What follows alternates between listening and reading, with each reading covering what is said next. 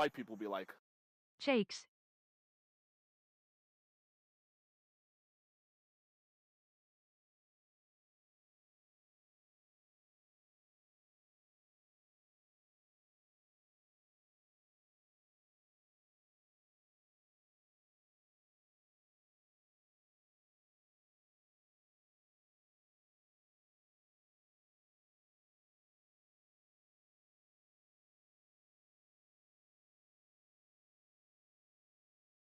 white people be like, jipee,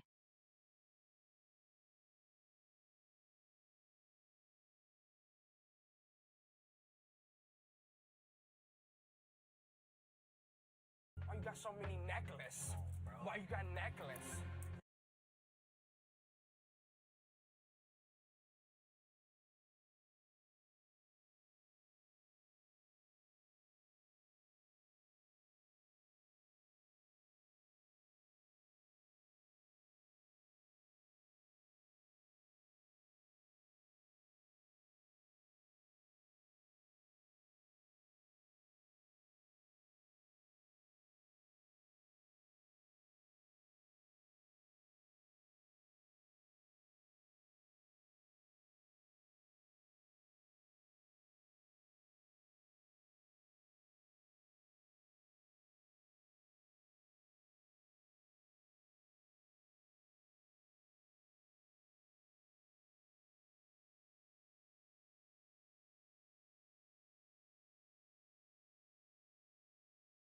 white people be like, blorp,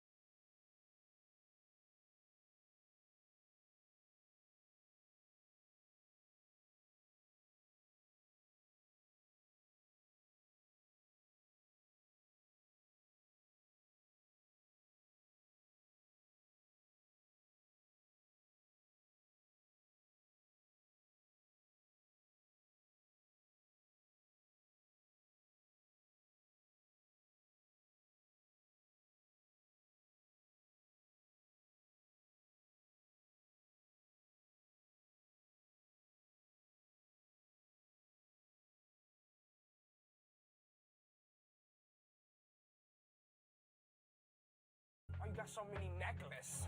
Why you got necklace? lit,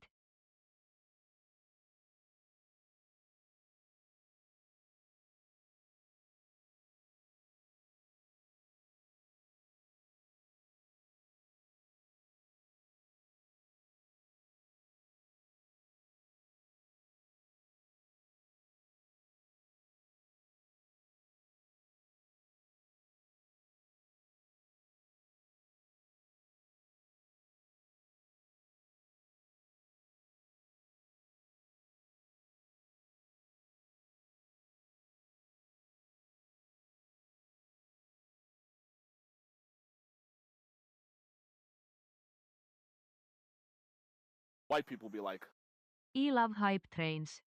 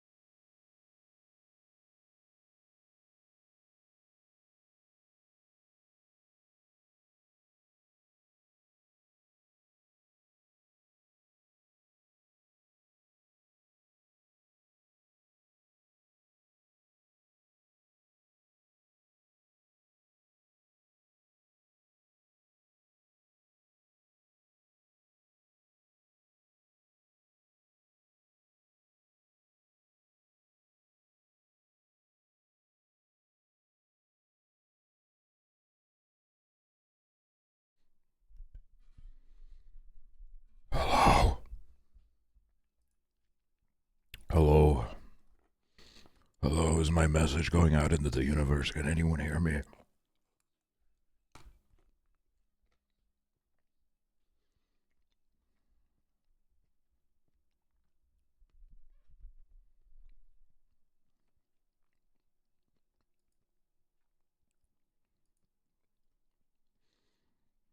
What's up, guys?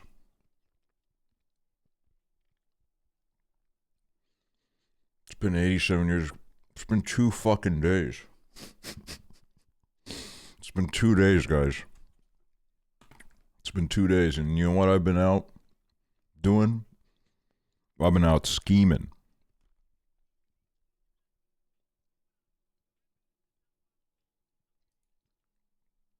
I've been out scheming, y'all.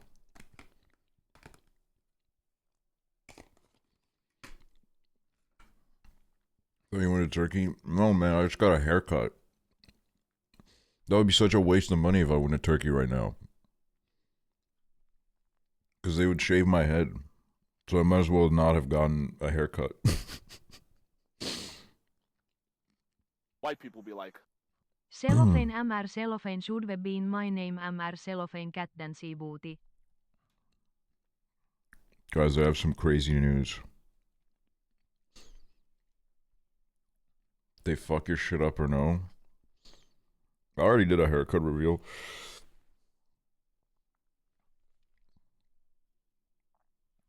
Oh, God.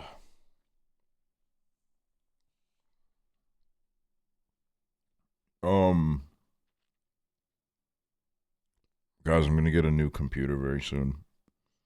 We're gonna start doing GTRP streams. No, we won't, but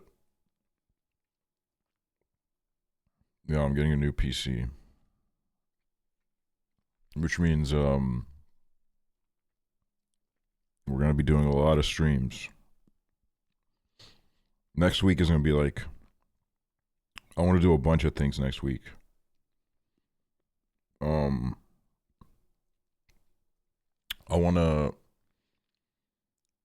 I wanna do this. I was given a key to this game. It's called the Headliners or something. I wanna play that with my friends. It's been a while since I've done a group stream. So I wanna get a few of my friends on there.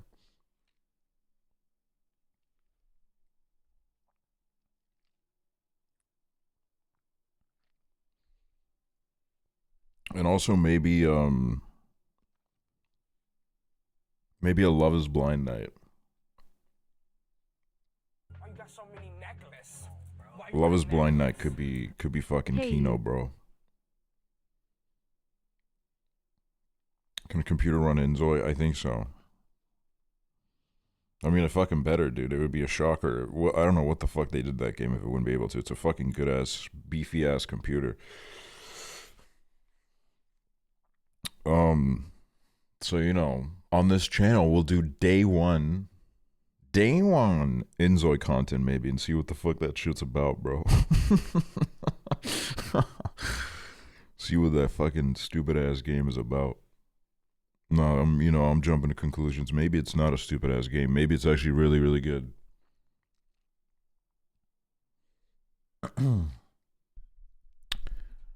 I saw the Timothy Chalamet picture, the film.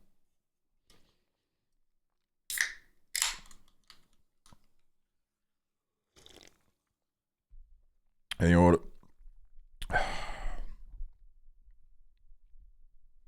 I've seen many pictures of Timothy Chalamet.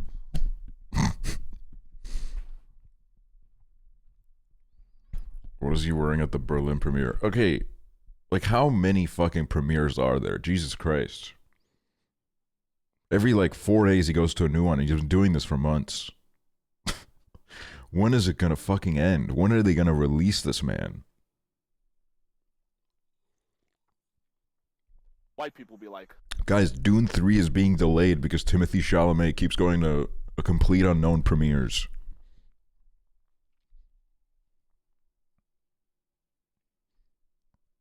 They cite scheduling conflicts, but the scheduling conflict is the fucking a complete unknown premiere in fucking Belgrade, Serbia.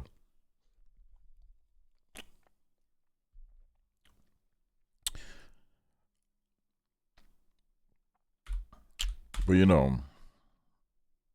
Oh, okay. Let me start with this.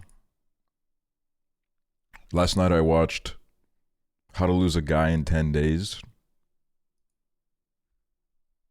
for the first time. God, that movie's just fun, man. It's just fun. The 2000s was like a renaissance for the rom-com, man. Everything was hitting. I don't think they'll ever be able to recapture what they were doing during that time period. Like even if a 2000s the only way a 2000s rom-com really like loses steam is when it's like, you know, when it really hasn't aged too well, when they like lean into like, when the rom-com gets a little racist, you know what I mean? But this one was just like, it was just like a good easy watch. It was a nice time. You know, really there wasn't anything that scandalous. They were both kind of insane people. And they were perfect for each other. Matthew McConaughey was, you know, incredibly attractive in the film. And you know, that's really like all you would want. All I know this movie is from how like Matthew McConaughey kept giving interviews about how this was the movie that almost got him typecast.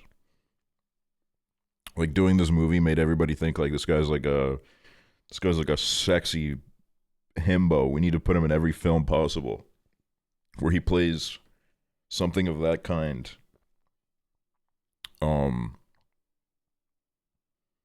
But yeah, no, it's a good fucking time. But then A Complete Unknown, it's like, God, biopics are so fascinating because even though I know that 9 times out of 10 it's going to be at best a mediocre experience, I will sit down. And you know what? That's why they make them. That's why they make them, because they know that people will go watch them. Because I'm like, you know, it's like I got to see the fucking Bob Dylan film. I got to see the movie where Timothy Chalamet plays Bob Dylan. I mean, like, I fuck with Bob Dylan and all, but like, I won't lie, that was a big draw to me. I was like, I got to see Timothy Chalamet in this. Plus the fucking, I won't lie, man, the marketing was good as hell. There was a lot to it. Timothy Chalamet knocked it out the park.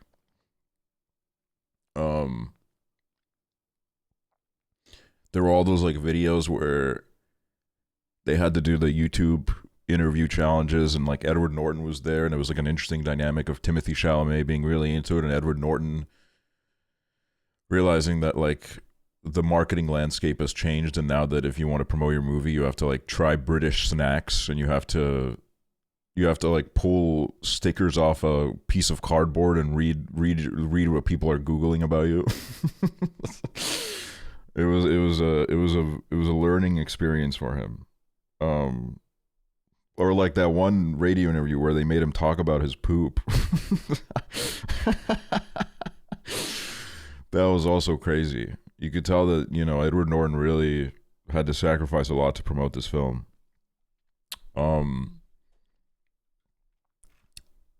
It's like all right. It's like an all right movie. And it's fine. Kind of. Honestly, you know, okay, here's the thing is, it's I don't know, like I walked away and I was like, I felt pretty good watching that, but I'm not really like taking a lot away with me. Like, I don't know, I feel like it should have used like I don't know, it felt like half the movie was,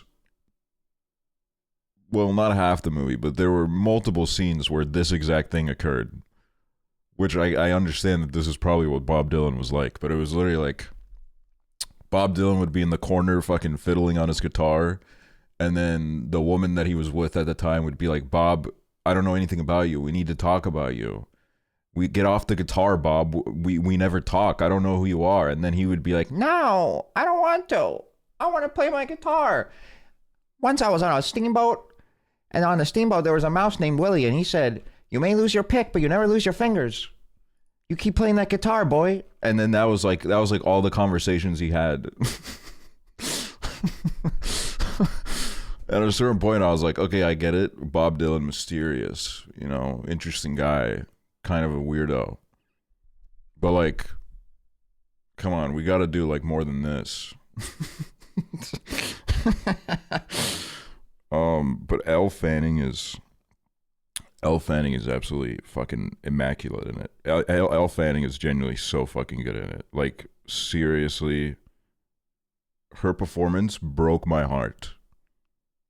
I thought it was so good. And you know what? I'll say it. I think Timothée Chalamet did like a great job. I think he did a really good job. And what I will give to this biopic is that sometimes in biopics, it'll be like, I don't know, the actor doesn't really nail the voice of who they're portraying very well. And then, you know, it's like a musician biopic, and then all of a sudden we go up to the mic and they play like a fucking studio cut of a famous song that we all know, and it's so jarring because all of a sudden we hear the original artist's voice and it's like, well, this isn't really matching up. But in this one, that, you know, they all sang the songs themselves, and I think it was honestly the right choice. Because I think it made it like a lot more like cohesive and less jarring. White people be like, Aksel happy. Because I think it was the Straight Outta Compton movie where I remember like out of nowhere they would just play like the fucking studio cut of like one of the NWA songs, and I'd be like, man, I'm not gonna lie, man, I'm getting like fucking whiplash from this, man. This like kind of took me out of the whole ass movie.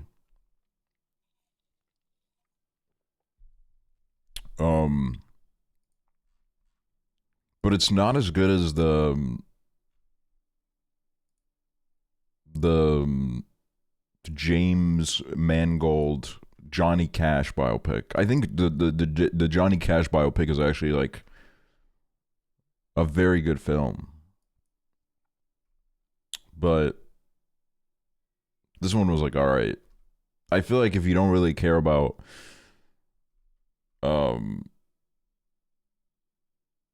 if you don't really care about a bunch of like folk musicians being like, I'm poor, nobody gets my music, we're gonna change the world, then you probably won't give a shit about this movie. Because I don't think it really, if that's not something that you're into off the get go, then I don't think you're gonna really buy into it with this one. It doesn't really do a lot to sell you. But you know, it's probably like the guaranteed, you know, good to watch with your parents flick of the Oscar season. It's like, I feel like this is the one this year to watch with your parents.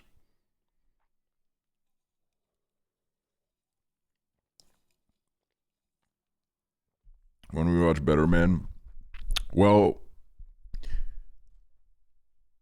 I'm going to, and then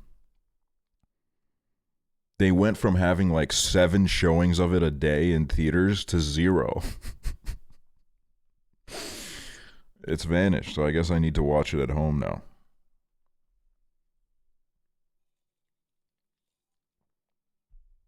It was literally like all that was in theaters for a while. But I do want to watch it. I do have some catching up to do.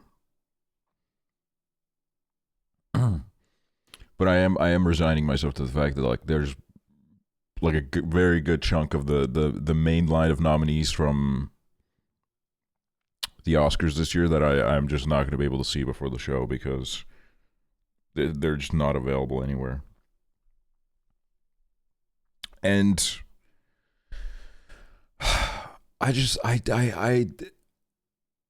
even as a journalist, all right, let's call myself that. Let's call myself a journalist in this situation, okay? I can't bring myself to watch Amelia Perez. I can't do it. Every day I'm like, am I gonna do it? I can't do it. I just can't do it. I look at it and I'm like, oh my fucking God. It's so fucking long. I don't want to do it.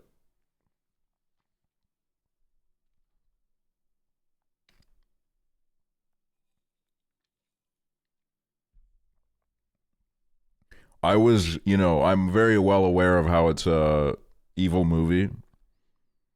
But like I said, I was going to do it for the purposes of being an educated Oscars host, as we are doing an Oscar stream this year, and I wanted to be able to give like educated hatred towards the movies and love, some love towards some of the films. But I think I'm just gonna blindly hate. I'm gonna be honest with y'all. I think I'm just gonna close my eyes and blindly hate, and I think I'm okay with it.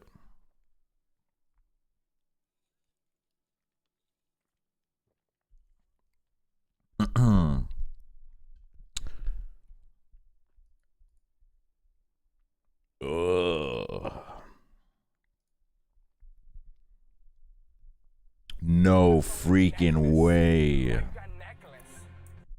Aksel kalled fav independent journal ist live Aksel kalled. It's Emily freaking Jane. What's up, Emily Jane? Welcome to the live stream. Thank you for the sub. Thank you so much.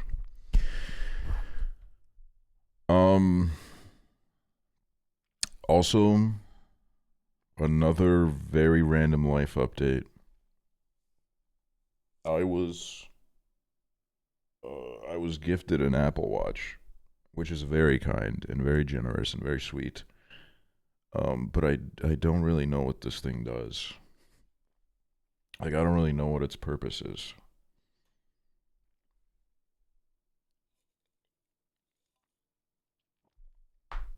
Time. Yeah, I mean, it has this, like, I can put Snoopy. Does it vibrate? Yeah, dude. But here's the thing is, everybody said, oh, the alarm on the Apple Watch is amazing because it'll vibrate your whole wrist and you have no choice but to wake up. You know why I'm live this late? Because I apparently just don't give a shit that it's vibrating. I slept through that shit like nothing, man.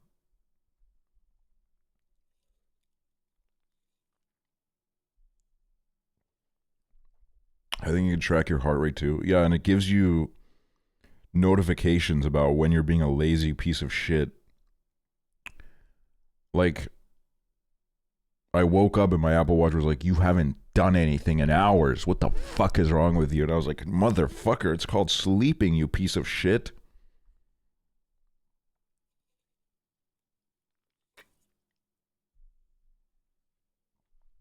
And when I was watching A Complete Unknown, why don't you get up for a minute? You've been sitting for 2 hours. And I'm like, fuck you. I'm not getting up in the middle of this fucking theater.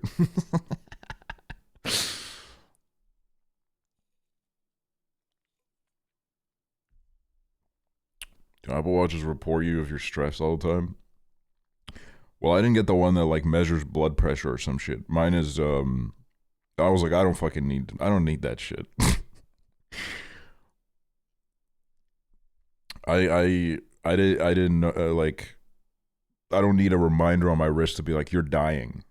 You are insanely unhealthy for your age. You will die at 32. Wait, that was a JK. I didn't know it vibrated. Lymphal. Okay, maybe I need one. Dude, I don't know, man. Maybe there's like a way to turn the vibration up, but I feel like this vibration ain't even worth all that. But let me see. I also have a Snoopy watch face. But I had to change it because Snoopy won't tell me the fucking temperature. So I have a picture of the Earth instead.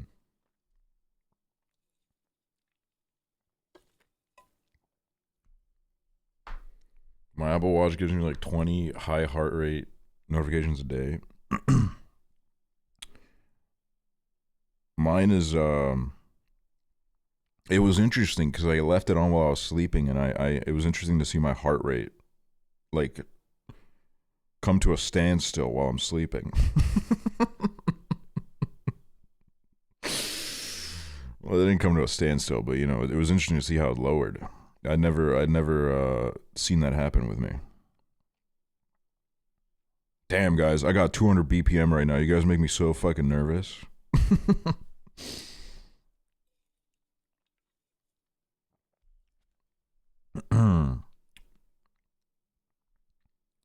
Chill out, bro. No. I'll never fucking chill out.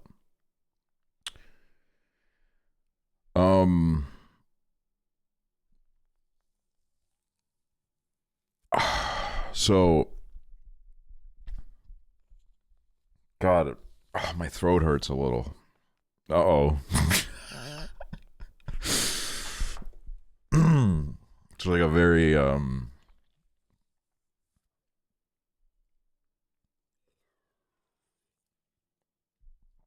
Nah, surely not. Surely not my niece sneezing directly onto my face 2 days ago.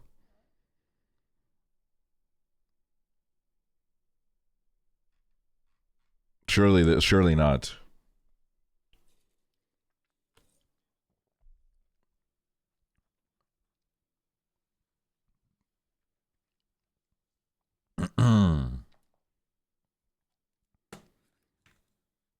Nah, it'll be nothing, man.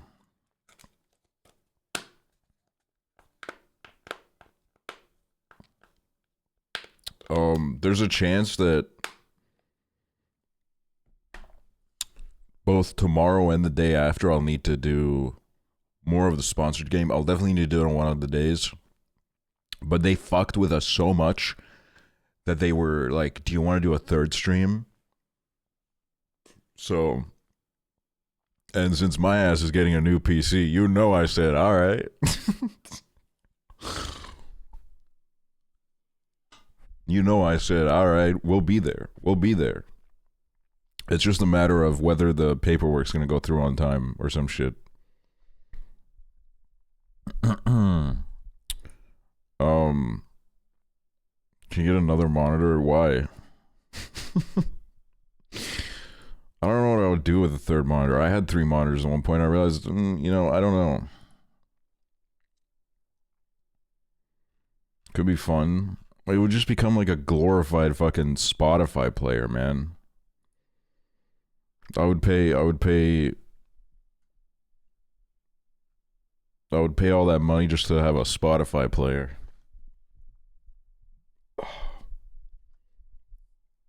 White people be like, If you had 3, you'd have to update your starting screen. Yeah, that is true. That would really fuck it up, I guess. My friend has a vertical monitor for purely Spotify. I tried the vertical monitor move, and I was like, nah, this is crazy, man. I don't need to see this much of Twitter all at once. That's fucking scary. I was seeing like fucking 30 posts at the same time. It was horrifying.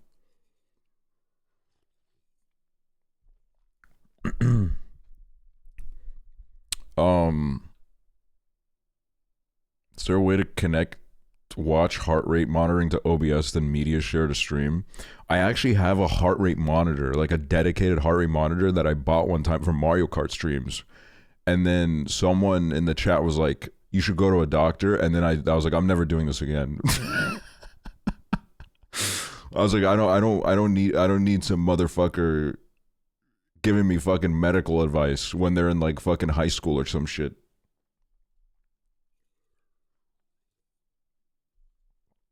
I don't know if anyone remembers that stream. I think it was literally, yeah. I paid $100 for a heart rate monitor just to use it once.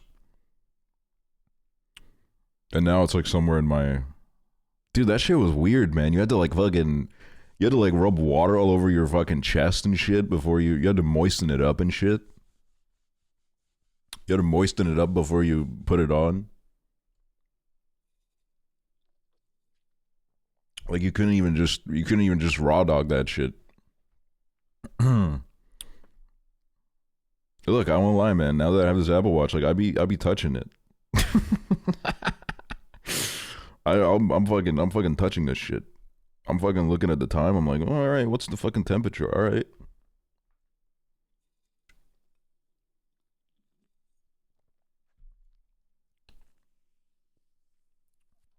I scratched mine the fuck up at work. Dude, you fucked up. Big time. And I've just lost all my respect for you. Can't wait for you to have that fuck ass tan line. Well, I don't go outside, so. Oh, dude, today I was at a food court. And this guy walks in through the doors and really loudly to his friend in English said, "Man, I'm not fucking with any F slurs." And I was like, holy shit.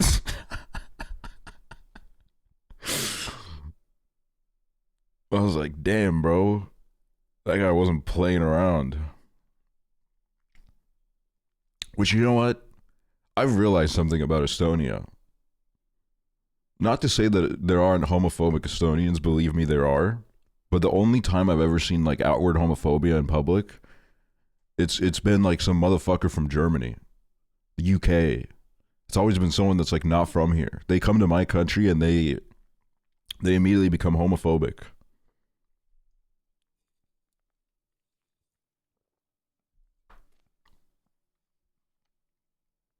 Like, it's crazy. I'm so excited for the Sims 2 stream. Okay, well, that's not happening right now. I don't really even know what we're doing. Look, truth is, we were supposed to do It Takes Two, but I fucked up. And now Prezzo is, he's tucked in the bed. He's tucked in the bed. He's wiggling his toes.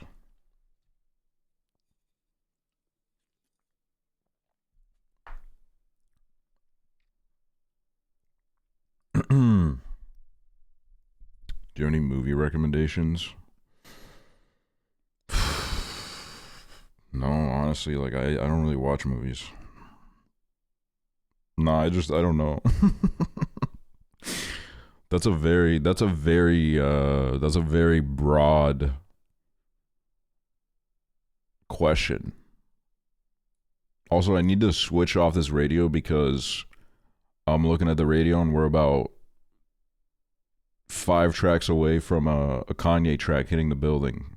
So I need to pivot to another playlist.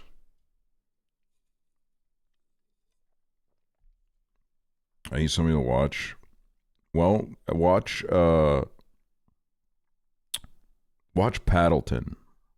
I always tell people to watch Paddleton. And like there's like a 10% chance that they actually do. Watch a rom-com on Valentine's Day. Well, Valentine's Day is almost over and I just went live, so you're not watching shit. You're watching this, right? I hate Paddleton, sorry.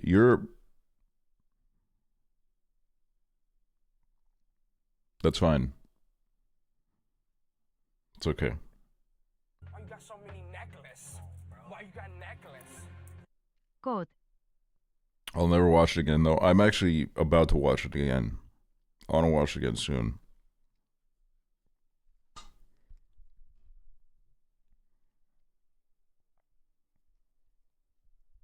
God, I am so excited for the summer. Me and Prezzo, we're going on a fucking tour, bro. We're going on a tour.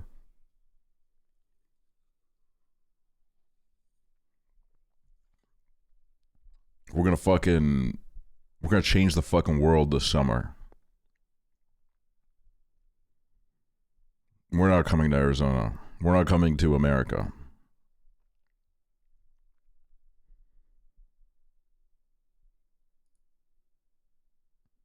We're doing EU. Studying abroad in Australia this summer, please visit. I do want to visit Australia in the next year. I think it would be good. I think it'd be good to check it out. See if it's worth the commitment.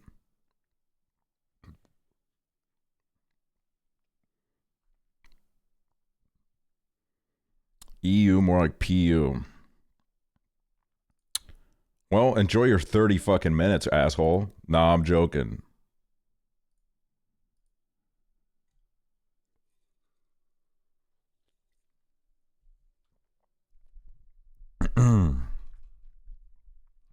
Yeah, no, I want to go to New York again, man. I'm not gonna lie, man. Seeing little Timothy Chalamet walking around New York, being like, "I just want to play my guitar. I love my guitar so much." It made me want to go back to New York, not to play guitar, but just to like kind of walk around. Maybe I get a harmonica, dude. No, I'll get a noise complaint so fast. Can't even, you know what? You can't even fucking spread the joy of music anymore. Can't even do that nowadays, man. Art is dead. It's fucked up.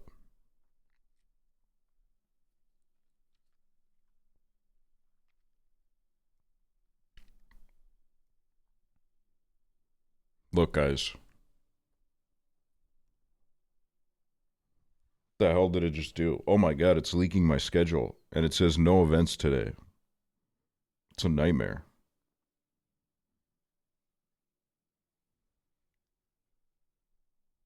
Look, Earth. Just told someone I was watching Aksels and they said OMG memories.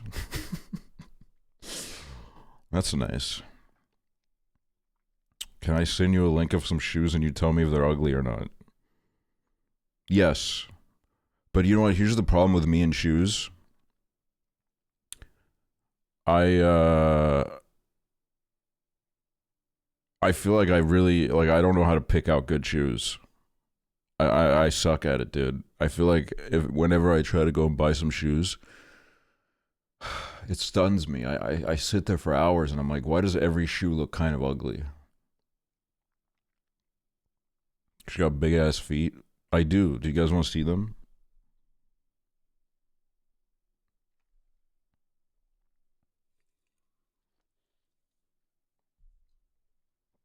I only have one pair of shoes. I have like 6. And I hate most of them. Alright, let's see this.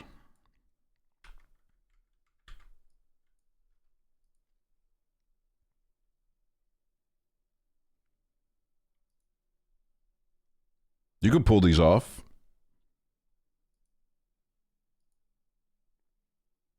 It's not bad at all. Lock it in. Lock in the purchase. In fact, I'm going into their support chat right now and I'm saying that they're about to receive a purchase.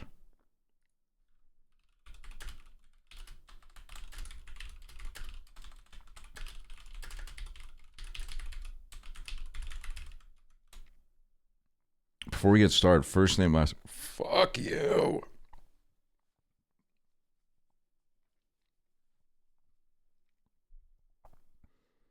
Can't even spread the joy nowadays. I have my big ass boots. One of the first things I ever bought with my YouTube money was a pair of Timbs, and I was so excited because I was like, I've always wanted a pair, but I was too broke, so I bought a beautiful pair of Timbs, and then 4 months into having them, I somehow, I don't know how, I stepped into like a big puddle of tree sap. And now there's sap all over them, and I don't know what to do.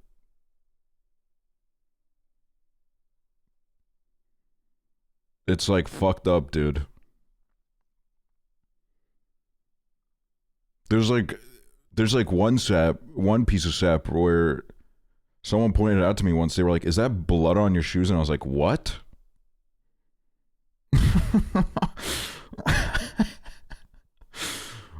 And then I had to say, no, that's not. Sap is actually the devil, which doesn't come off. Yeah, because I tried to get one of it off, and it like fucking, it started like destroying the shoe, dude.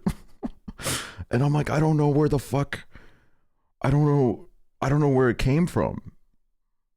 I don't know why there's this sap all over my shoes. I feel like someone took my shoes in the middle of the night and fucking covered them in sap.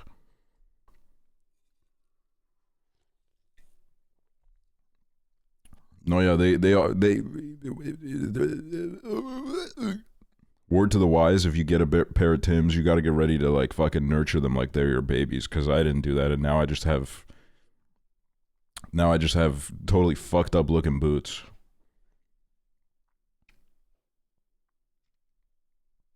Tim's is a special cleaner, I think, but I don't know if it'll work. The lady at the store when I bought him, she tried to sell me this cleaner, and you know what I said to her? I said, mind your own business.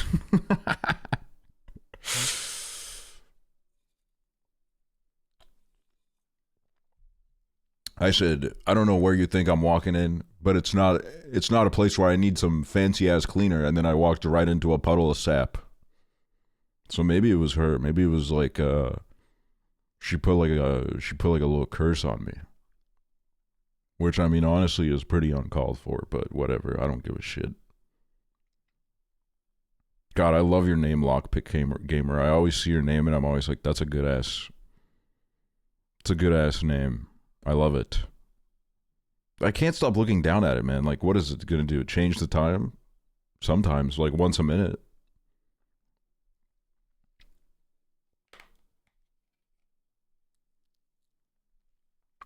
I think next out of the Oscar-nominated movies, I'm going to watch...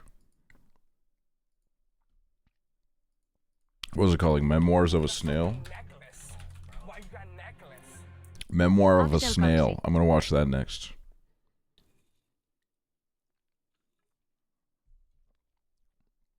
I also did watch the first 20 minutes of Wicked. And in that moment I realized, I don't really want to watch this right now. I don't know. Ariana Grande was flying around a bubble and I said, I need to be in a different mood to watch this, so I'll go back to it. But in that moment I wasn't feeling it.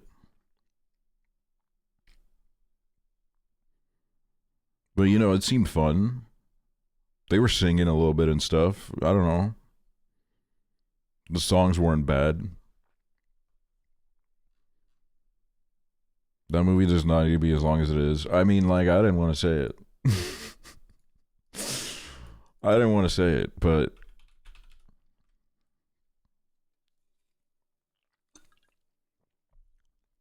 I accidentally muted and missed your opinion. My opinion was very tame. If you can't handle it...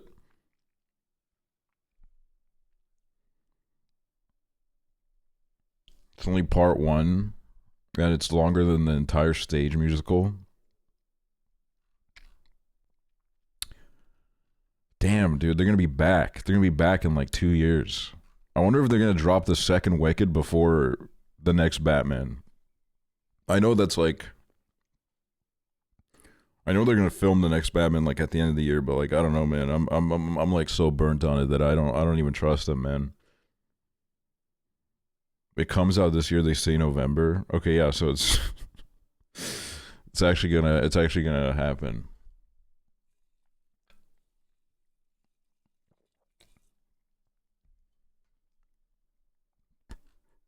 Pattinson was pretty busy with that cloning sci-fi movie. Didn't he film that like fucking 2 or 3 years ago, and then it just kept getting delayed? Like, what the hell has he even been doing, dude?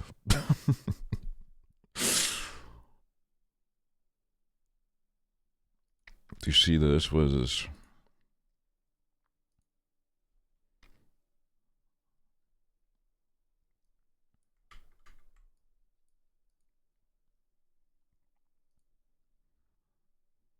Damn, dude. Okay, the purple laces are crazy. The purple laces are insane.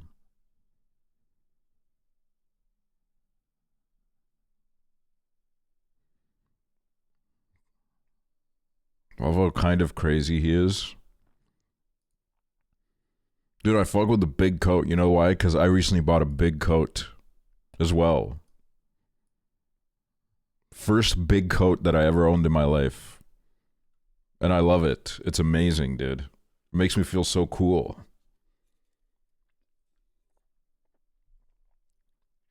Also, I sent Prezzo this and he put it on his story. So I wanted to be publicly known that I was the one that first brought this to Prezzo's attention. But this Toni Collette Instagram story had me in like fucking tears, dude. She posted Stanley Kubrick confession, 1999. I filmed all the moon landings, confessions of a dead man. And then she commented on her own story and said, "Is this real?"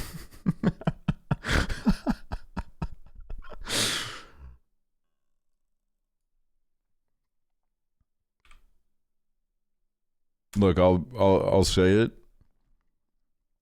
Y'all gotta hop on the Toni Collette Instagram if you're not already on there. She has like a really good Instagram. She's just like mom posting the whole time. Like she loves being like, "Oh, I'm in Venice. Look at the beautiful canals. I have a glass of wine." And I'm like, dude, I love that. I love that for you. My good stop motion is Marion Max. I love Marion Max. It's one of my favorite animated movies ever, which is why I want to watch Memoir of a Snail.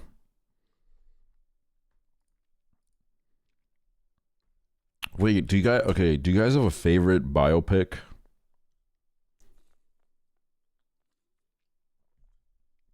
Do you guys have like a favorite? What's your goat biopic?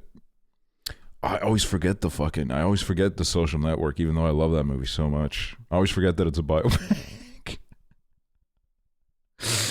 When I'm like thinking about biopics, like the Social Network never enters my brain for some reason. Because it's just that good. It's like so above every other biopic.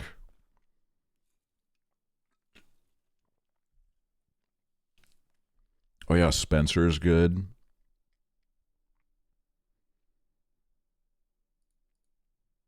See, the problem is that I think, honestly,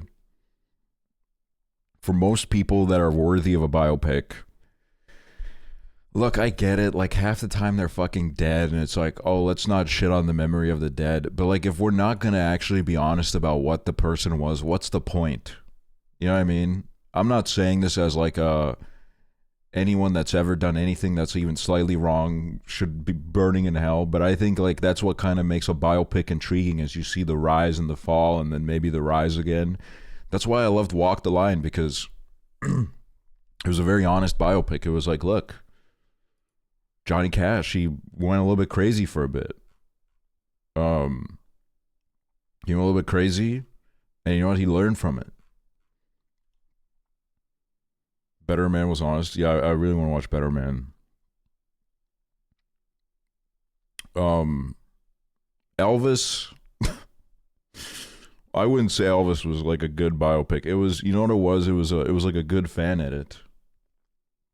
It was like a typical Baz Luhrmann thing where he kind of just went insane. And like, you know, half the movie you're wondering like, what the fuck is going on? But the problem, well, there's quite a few problems with that film. But I would say one of the bigger ones is Tom Hanks. Tom Hanks in that movie gives easily just one of the worst performances I think I've ever fucking seen in my life. I don't know how that far into your career, as like a world famous, one of the most legendary actors, you can just drop something like that.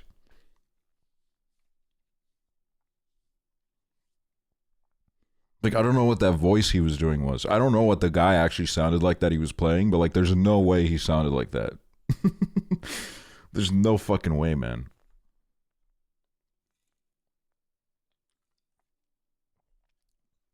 Steve Jobs one where it focused on the 3 product launches was really good also. I've seen both of the Steve Jobs ones. The Michael Fassbender one and the Ashton Kutcher one.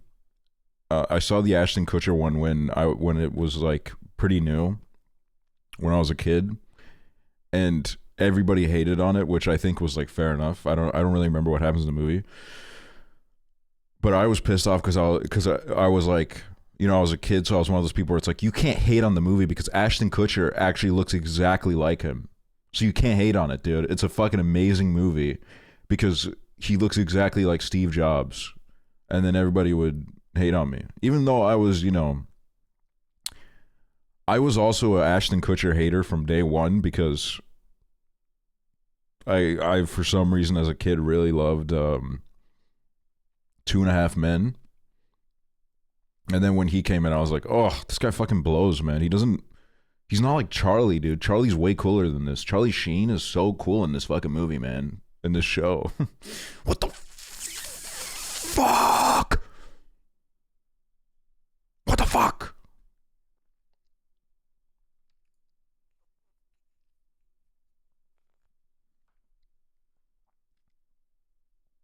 Let me thank these subs real quick. Renter House, I think it was 20 months. Cherry Case, 2 months. Evil Burger, 32 months.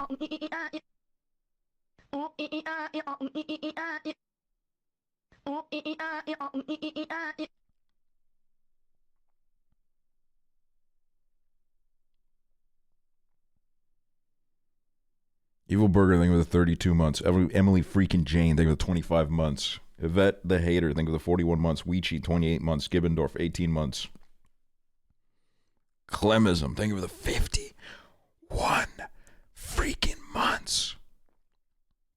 Real Choice Subin, think of the 39 months. Kaylee, think of the 48 months. Angelinos, think of the 36 months. ZZZ Bree, think of the 27 months.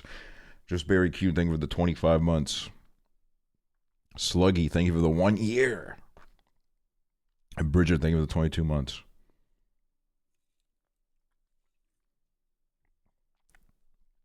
What was I talking about? Oh yeah, but there's too many biopics that are like. White people be like, Look, I'm gonna be honest with you. I think for biopics, the family should give their blessing, and then they should just kind of they should fuck off a little bit, because there's too many biopics where like family or, you know, maybe members of the band or some shit, they step in and they're like, no. This needs to be like a celebration of what a chill ass guy this motherfucker was. And then you do one peruse of the wiki page and it's like, I mean, I won't lie, man. Like reading this wiki page was more interesting than fucking watching the movie. Remember the Stephen Hawking biopic? I do remember it. I never watched it though.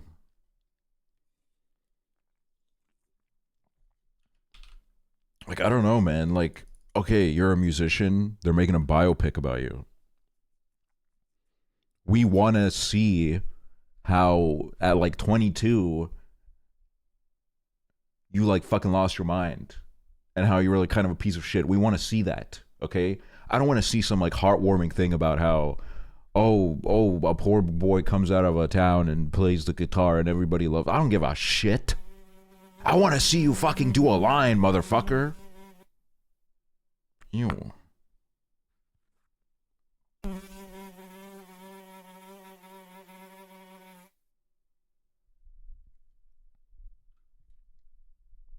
Iron Claw is good. They did forget that brother though. That's like a. It's as crazy as it sounds. Like, I get it. I kind of understand. But it's just the idea of it is so sad that they like didn't even acknowledge the existence of one of the brothers, because like it is really a story that is so sad that like I feel like in its full version you couldn't have even put it into a movie without it just being insane, like insanely depressing. They left out a whole ass brother. Yeah, they left out there was another brother who also had a very tragic story. It's just a very, you know, it's a very sad story with that family. But it is a very good film. It's heartbreaking. Oh yeah, I watched Baby Girl.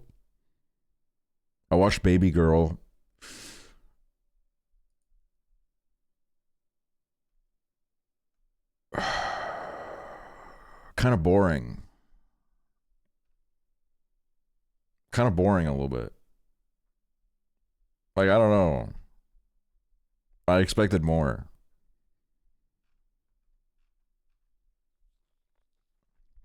I expected a lot more from it. I feel like, I don't know, like, it felt like it was like I don't, look, if you say that it's like afraid to commit, then it's like, someone will say, oh, that's like the point of the movie. That's like the point of the movie, that, everything is like so apprehensive, and there's like no, well, it's like, I don't know, man. Harris Dickinson character. What am I supposed to give a shit about this guy? Don't get me wrong, I love Harris Dickinson. But like, I don't know, man. The whole like dynamic between them, I just like really, I don't know. I didn't really care for it. And I do think it was a good movie. It was a good movie to show some fucking cock, to be honest.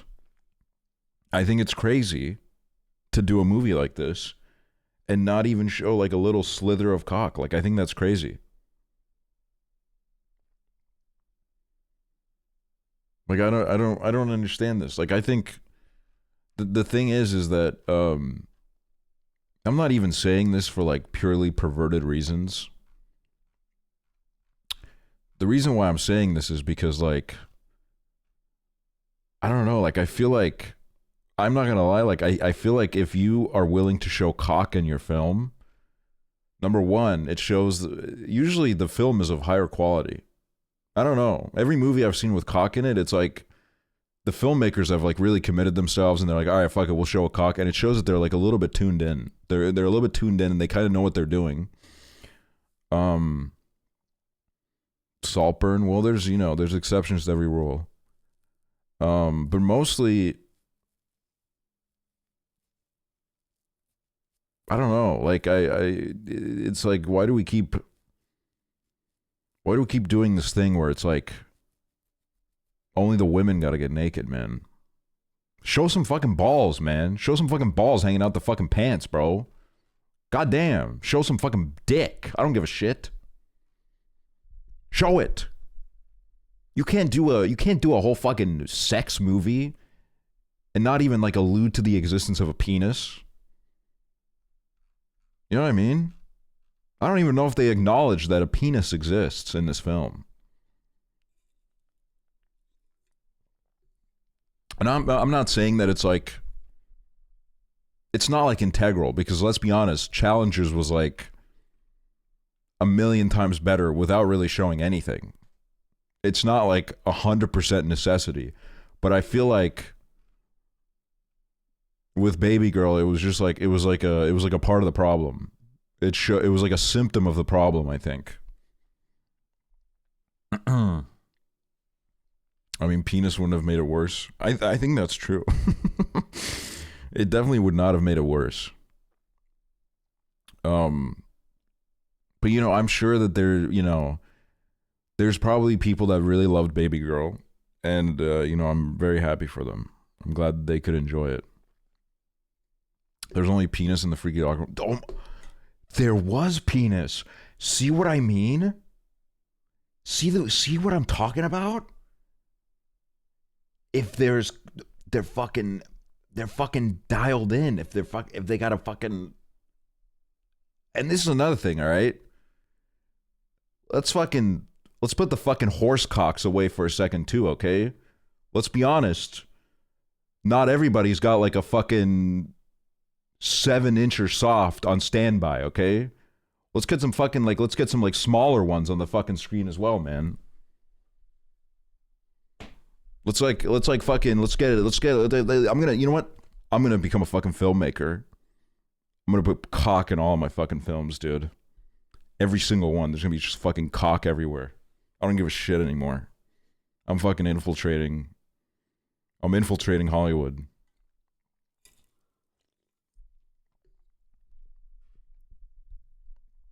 Nosferatu had cock. It did. And that was like a pretty good movie. It's like a pretty good film. Queerhead cock. I've heard about the queer cock, but I've yet to see the film.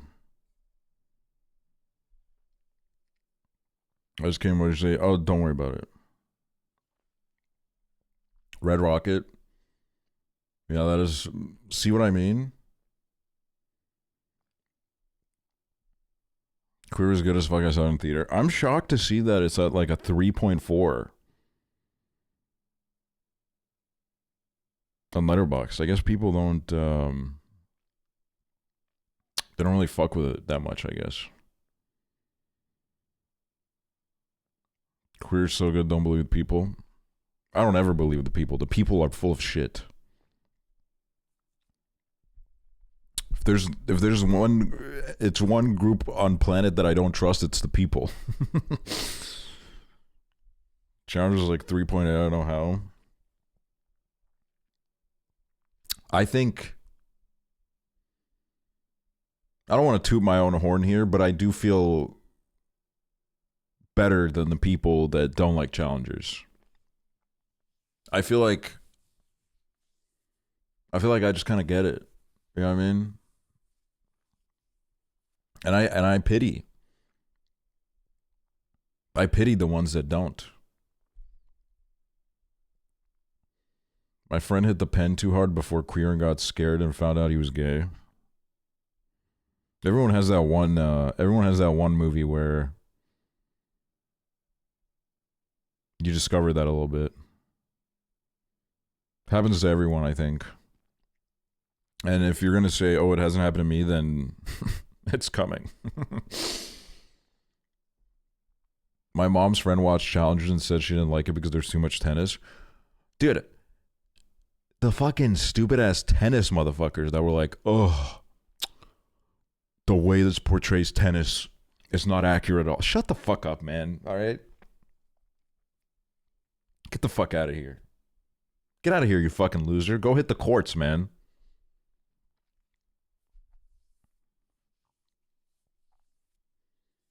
Like, I enjoyed the tennis shots. Obviously, I think that movie's damn near perfect, frankly. I don't know if there's anything I'd change about it. It's insane. It's perfect. It's beautiful. It'll be one of those, like, first time watches in the cinema that I'll never forget about. But, like, I don't know, man. So I was saying, you should watch it. It was my top one movie last year. Oh, also another thing that happened in the theater was there was a trailer playing, and all of a sudden I hear Al Pacino's voice, and I went, and then literally like a second and a half before I did that, it said a film by Johnny Depp, and I was like, oh my god. I was like, fuck, dude.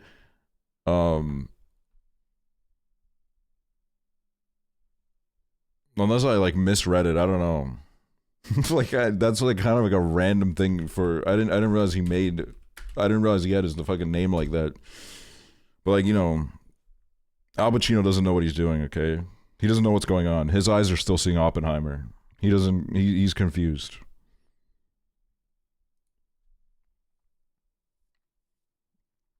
Yeah, he don't got internet. He's being taken advantage of. He's too old. White people be like, Aces, Aces, thank you so much. Thank you for the sub. What should we do today? I'm sorry, I don't have a plan for today. I fucked up because It Takes Two shit. Tomorrow and the day after, I'll have more planned streams, and next week as well. Next week we're gonna go crazy with that.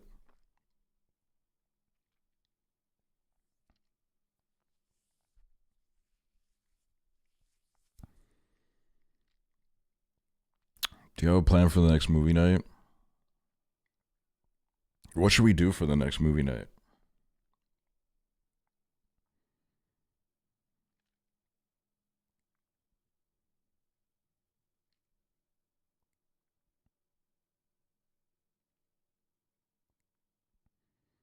Challengers. There's just some censoring to do with Challengers.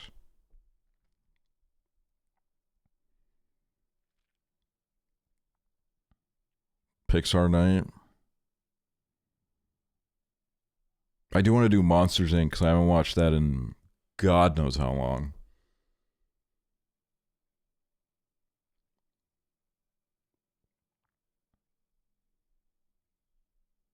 Maybe Studio Ghibli Night. I'd be down to do that with Prezzo. I think that would be fun. It's one scene. It's two scenes. There's two scenes that are potentially TOS.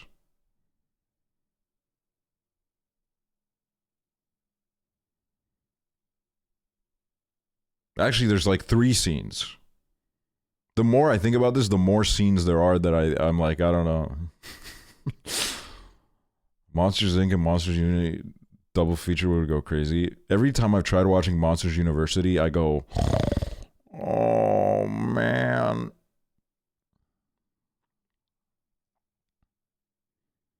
The third one you're thinking of isn't that bad. What's the third one that I'm thinking of?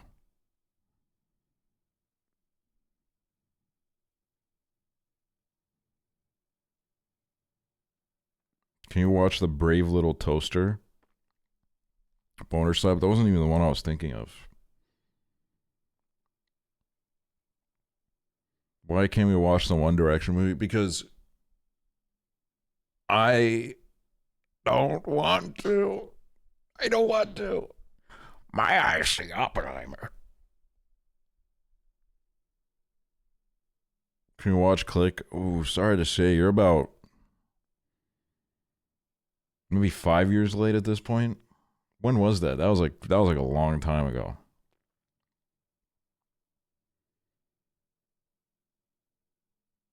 Moulin Rouge. Well, I'll watch Moulin Rouge probably on my own time. Guys, what music should I listen to right now?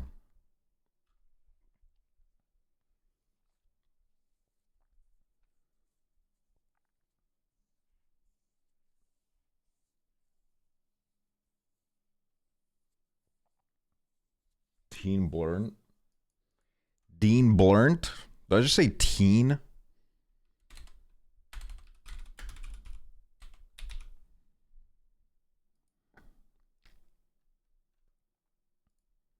I did listen to this project. It's good. It's good. Fuck Dean Blunts. No. Okay, that guy called Dean Blunts, or whatever the fuck his name was. That guy has completely slaughtered the reputation of Dean Blunt. Now every time you mention Dean Blunt, they're like, oh, that guy that was on stage saying that shit. No, dude, different guy. Different guy that for some reason has almost the same exact fucking name. I don't even know who the fuck that is. I don't even know. I literally, the first time in my life I heard of him was when he was on stage or somewhere like saying insane shit. And I was like, who the fuck is this? Who is this? And why have you taken my goat's name? Would you be mad if I said I hypothetically hooked up with my BFF with your stream up right now? Well, right now, like it's happening as we speak. Get off the fucking phone, dude.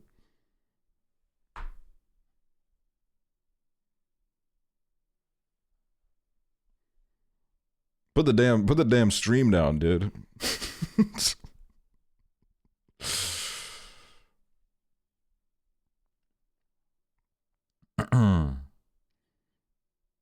You look like a Radiohead fan. I mean, I you know, I've been into Radiohead in my time. Oh, dude, there was a, you know, in the Timothy Chalamet picture, I'm using that now.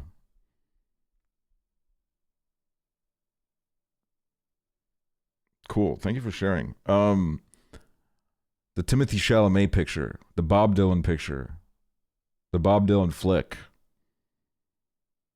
Right? They kept doing that thing where like a guy walks in the frame and he's like, "Hey, I'm Johnny Cash." Like they would always say like, "Hey, I'm like they would say that their full name so the audience could be like, "Oh my god, dude. Oh my god." There was a point where like a guy walked in and he looked exactly like Johnny Greenwood from Radiohead. I'm like, no fucking way. Johnny Greenwood was there, bro. He was there in 1965. He was there in 1965 and he's gonna come in and he's gonna say, my name's Johnny Greenwood, or whatever the fuck he sounds like. That fucking lunatic.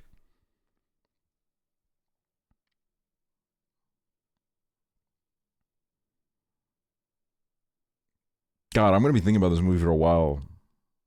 Edward Norton was good at it too.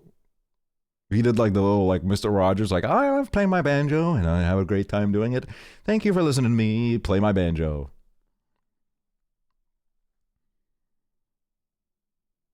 Love Edward Norton.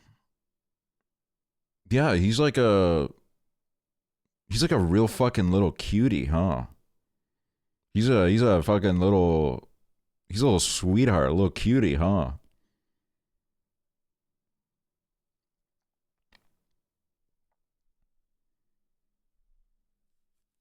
Let's say I love his work. Let's say that, is Edward Norton a Scientologist? I get sinister vibes from him. No. I think the only thing about Edward Norton is like he did like the Hulk movie, the first Hulk movie, when they were trying to like reboot the MCU. And I think he just kind of hated it. He like fucking hated being on the movie. So he got kicked off. He was no longer allowed to be the Hulk. They took his Hulk rights away.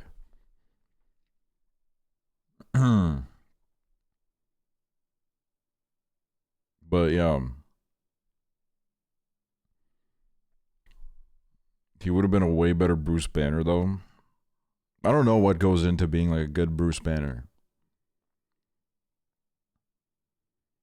You only be honest about that if you're big like Harrison Ford. Why did Harrison Ford do like the new Captain America movie? Because that's what I read. It was like he hated it. He didn't give a shit.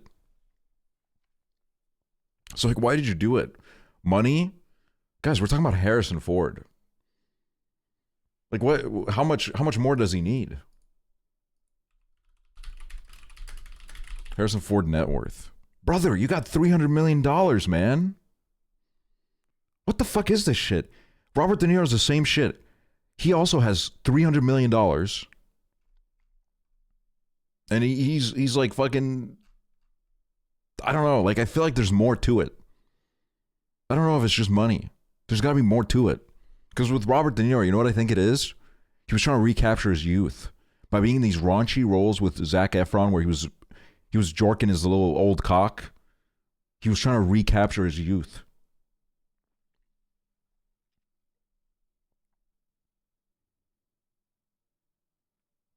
He has like 10 kids too. He has $300 million.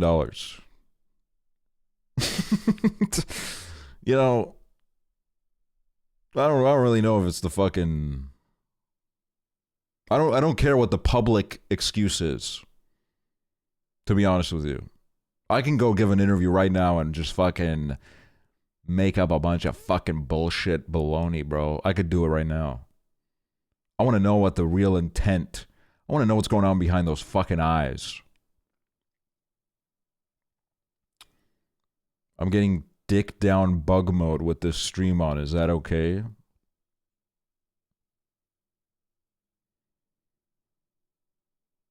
Bug mode.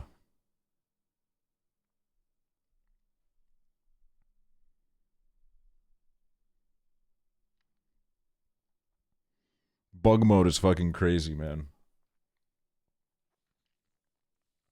Do bugs fuck? Dude. The male bee fucking blows a load and dies, bro. It blows a load and fucking dies.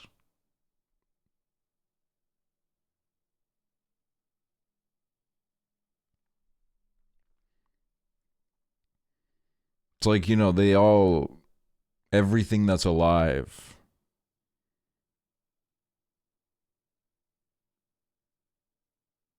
indulges in some way or another.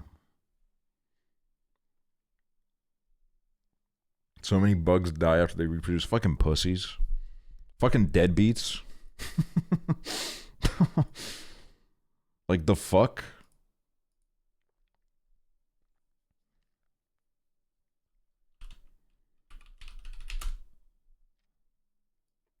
Let's do some GeoGuessr.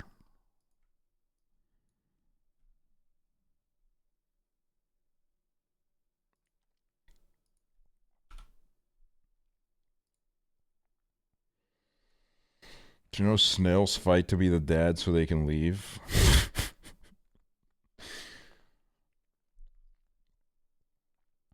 Dude, that's fucked up, man. That breaks my heart.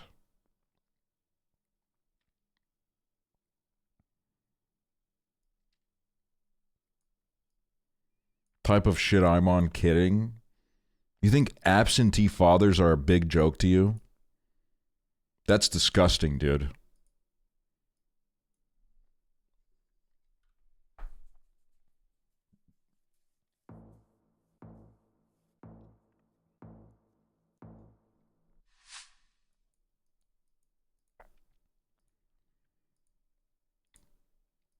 Let's see what's going on here.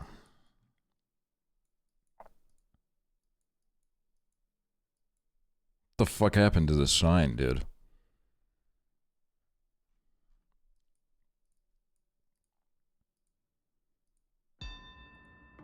Alright. Right here. Lock it in. Free points. Psh. The demolition has begun. The fucking demolition has begun. Guys, what game should I play when I get my new computer? Should we do, should I do Red Dead 2 RP? Yeah, I'm gonna stream the Oscars. Me and Prezzo, we're gonna fucking double team that shit.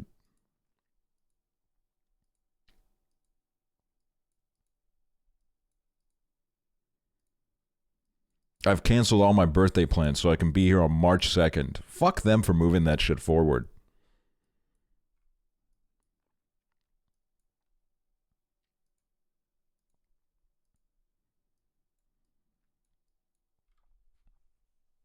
God, this place is beautiful.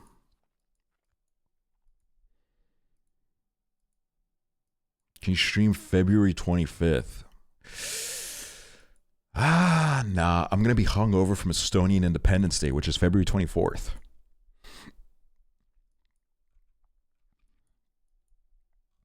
What is this gorgeous place?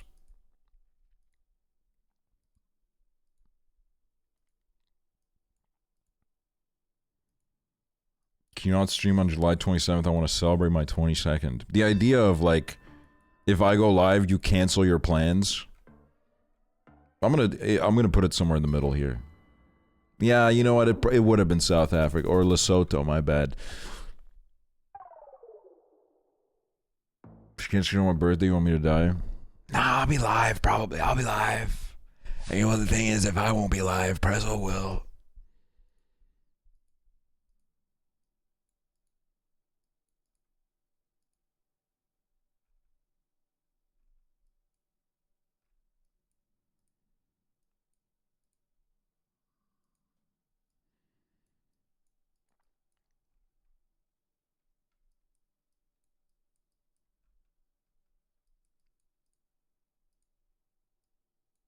God, I want to just... Don't you just want to lay down there? They just want to lay down there?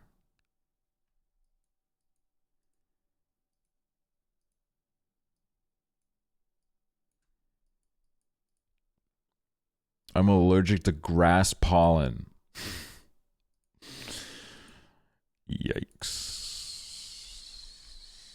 Yikes.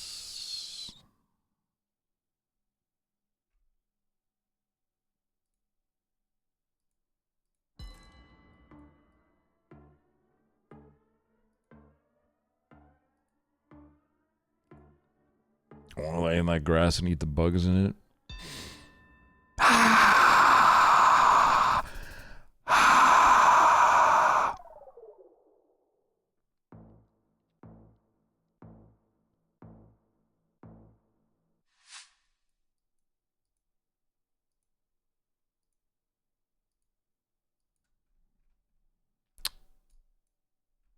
You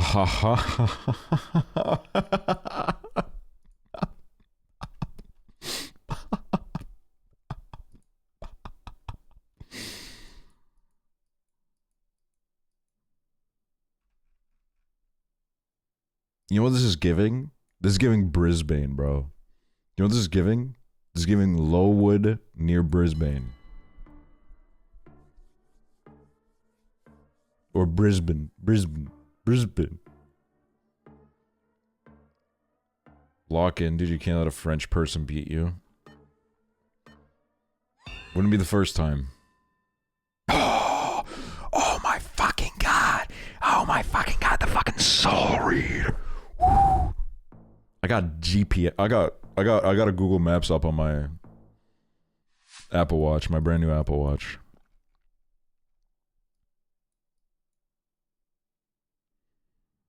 Oh.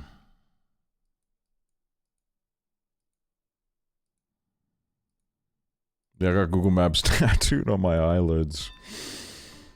Nom, nom, nom, nom. Maybe, I don't know. Alright. Well, you know what? Looks like I'm about to be getting my ass beat by a little Frenchie. Oh. Oh my god, imagine fucking falling into one of these holes and fucking dying. Fucking passing away.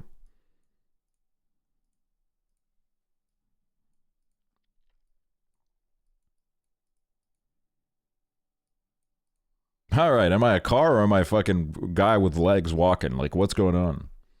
What the where the fuck are we?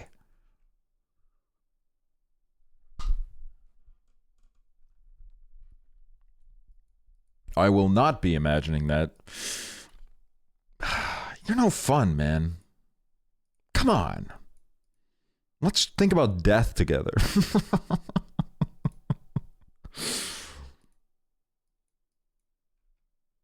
Oh.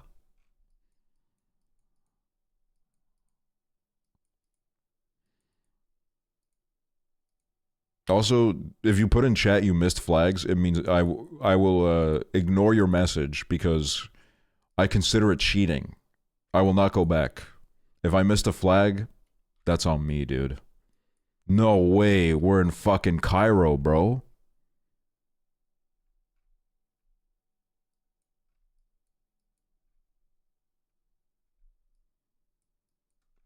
You know what this is? This is the Troy Rivera's, the Troy Sivan pyramids in Quebec.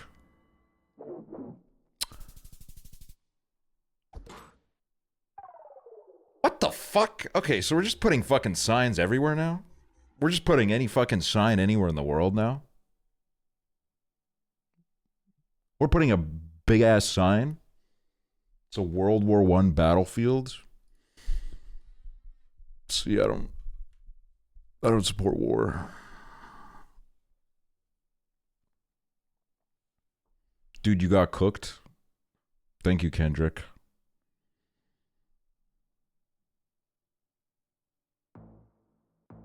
I knew it looked like it was blown up. I just thought the fucking Earth did that, dude.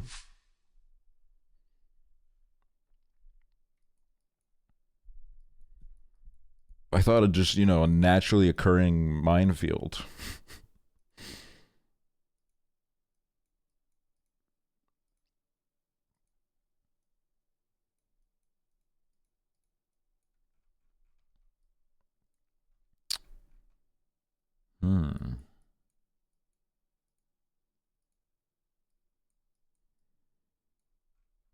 Hello, could you tell me where we are, please? God, I love this game, man. And I'm so psyched that Rainbolt made this like a viable thing to play on stream.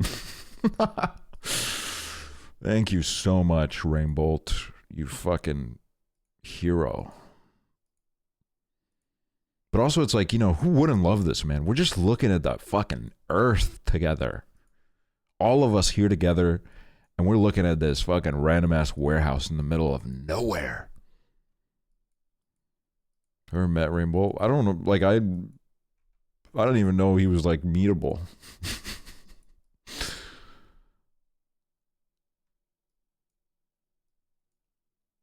Wait, this is Estonian, dude.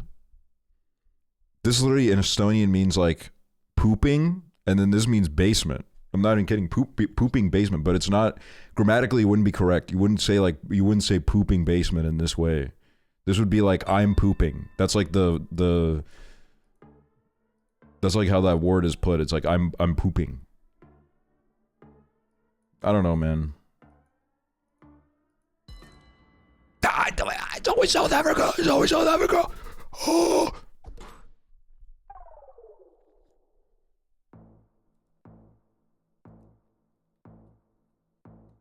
Are you pooping? No, not me.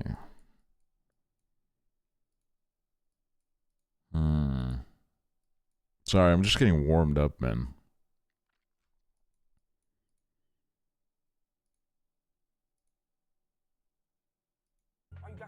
Carl Barks, 420. Thanks so much. I'm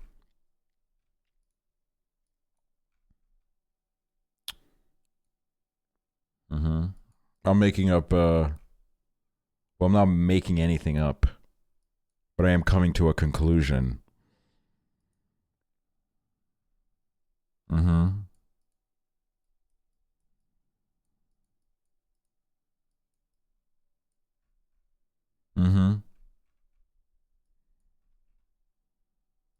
I think it's right here.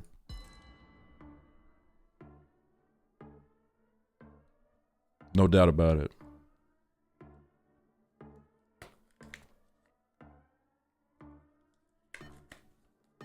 Guys, put a 1 in chat of your birthdays in January, put a 2 in chat of your birthdays in February, put a 3 in chat of your birthdays in March, put a 4 in chat of your birthdays in April, put a 5 in chat of your birthdays in May, put a 6 in chat of your birthdays in June, put a 7 in the chat of your birthdays in July, put a 8 in chat of your birthdays in August, put a 9 in chat of your birthdays in September, put a 10 in chat of your birthdays in October, put a 11 in chat of your birthdays in November, put a 12 in chat of your birthdays in December. Learn the word it's etc.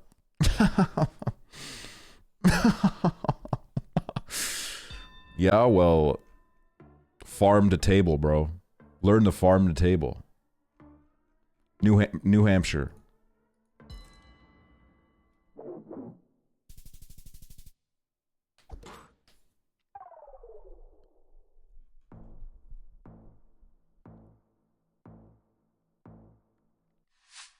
Is there a month to be born in where you're more likely to be gay? You know what it is? It's probably fucking February, dude.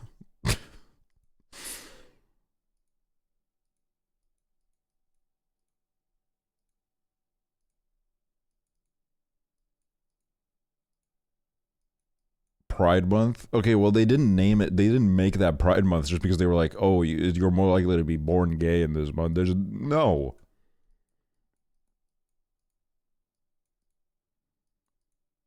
Why not July, the literal Pride Month? Well, you know. Am I stuck in here?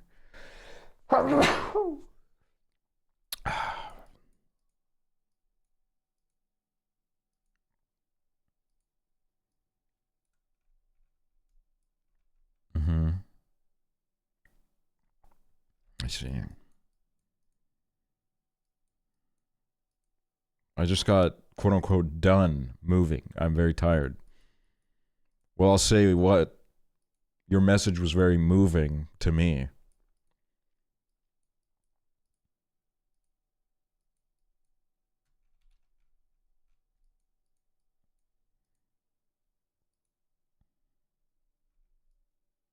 Whoa. Now that is a fucking fit. Oh my god, we're in Germany, dude.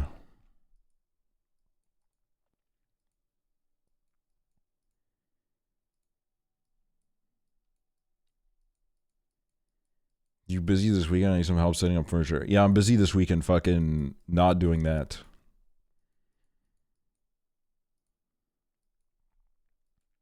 Knew it. Knew it. I just was kind of toying around a little bit.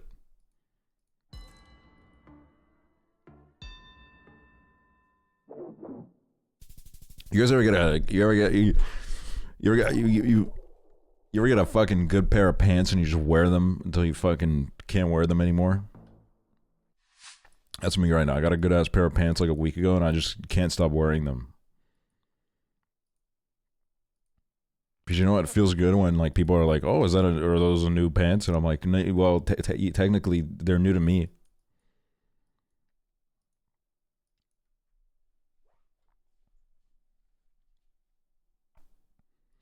We're in Madagascar.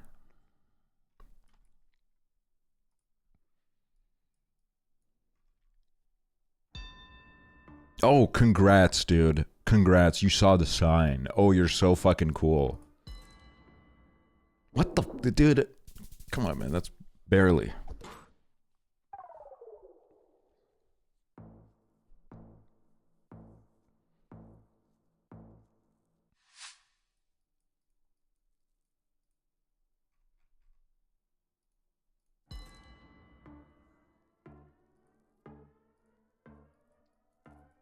You get a new sweater, hoodie, and just be wearing that on only for the next month.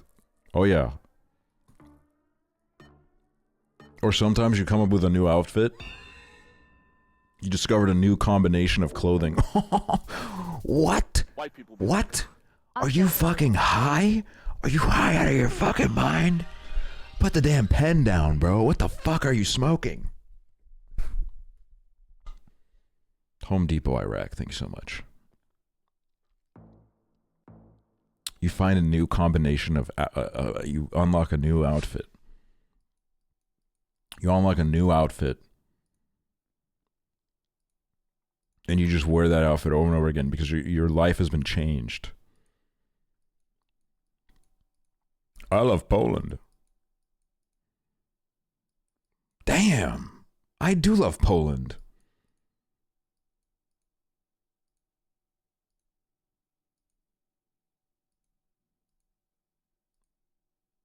AI ads. Yeah, my bad. I asked Twitch to only give me AI ads on my channel.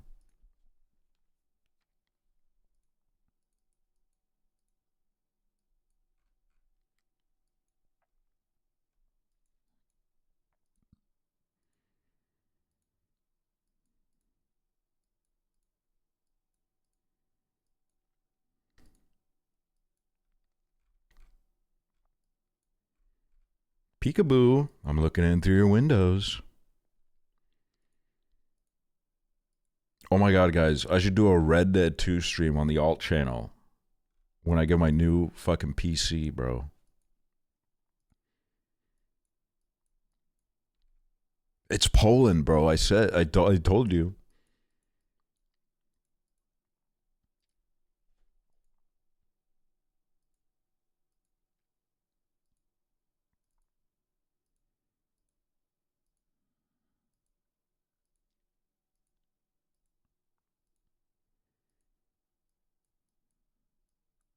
Whoa, I thought there was a volcano going off and there was a fucking big cloud of fucking shit coming out of it. You know what this is? This is the easiest Costa Rica of my life. Fuck you! Fuck you!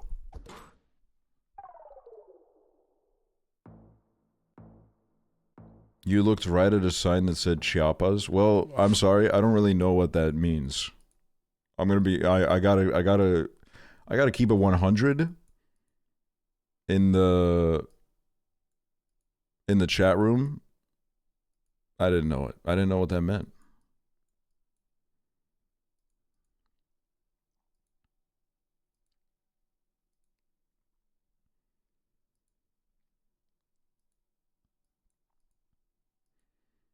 You ever fucking order a big bowl of noodles and it's not even that good? That's what happened to me today.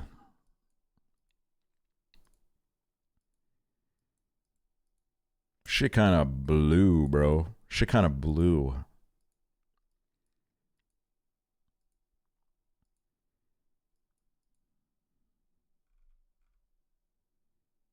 That's a lit ass bus.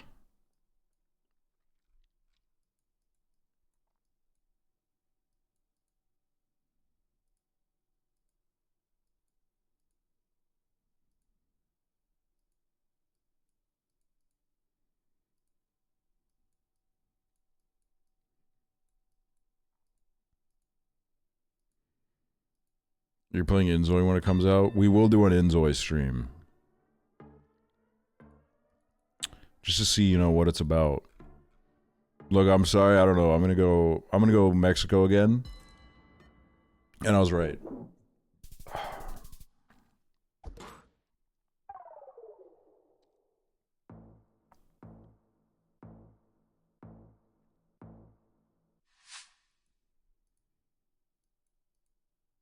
For the uneducated, what's Inzoi? It's like a Sims competitor. It's like a life simulator. I think made in Korea. And it looks interesting. I don't know if it's gonna be good. There's parts of it that I think look great, but like I wonder what the actual gameplay is gonna be like.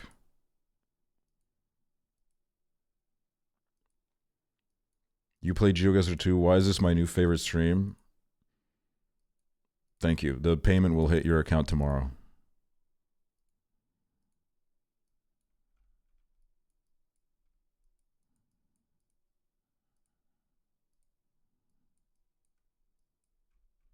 No freaking way, dude. It's a fucking... It's a heckin' doggo, dog. Alright. You know they're talking about their wives. You know they're having some conversation about their wives right now. Hold on a minute. Dude, I can't tell if this is like Eastern Europe or South America right now. I'm losing my mind. I don't know what's going on. Okay, no, this is... I don't know, man. Fuck! Oh, thank God you're doggy doo-doo.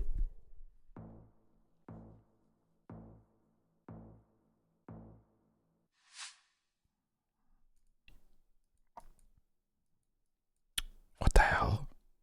That person vanished.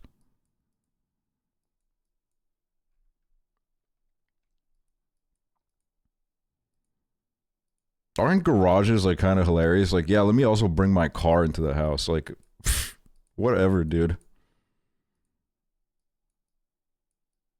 Oh, that's a pretty house, though. Like, what's next? The fucking house for horses?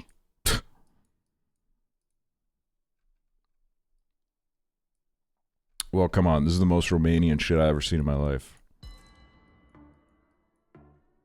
So for more than just cars, bro, you wouldn't get it. Oh, yeah, the fucking Peloton that nobody uses. You should do stand-up.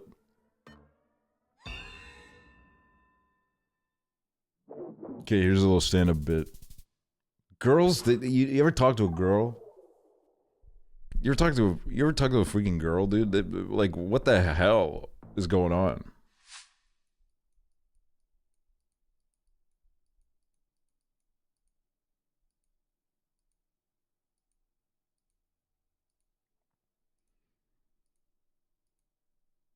You ever have a dog bark at you? Like, what the hell are you even saying, bro?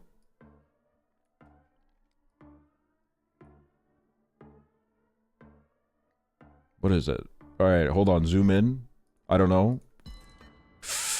Not bad, not bad, not bad, not bad. You ever fucking... Yeah.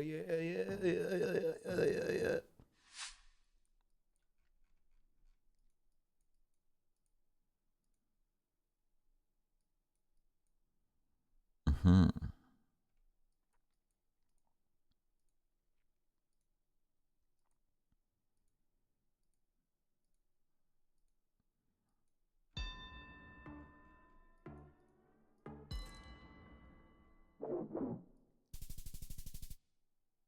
Damn, dude, this is a slow bleed.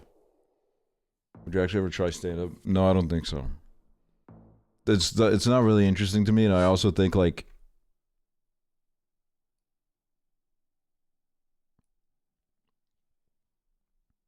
I think it's, I don't know, I feel like 99% of the people that do stand-up don't realize that, like, the traditional way to do it is kind of dead as fuck. Like, you gotta do, like, some Conor O'Malley shit, where you make it, like, a whole performance art type shit. Like, I think the overwhelming majority of people that try to do it, you can't really pull it off anymore by just, like, going on stage and being like, being like, oh, isn't this crazy? Some can. I won't lie, there are some that are still like pretty funny, but it's like a medium that has been completely tainted by the lazy fucks that habit Austin, Texas. Oh my god. Oh my god.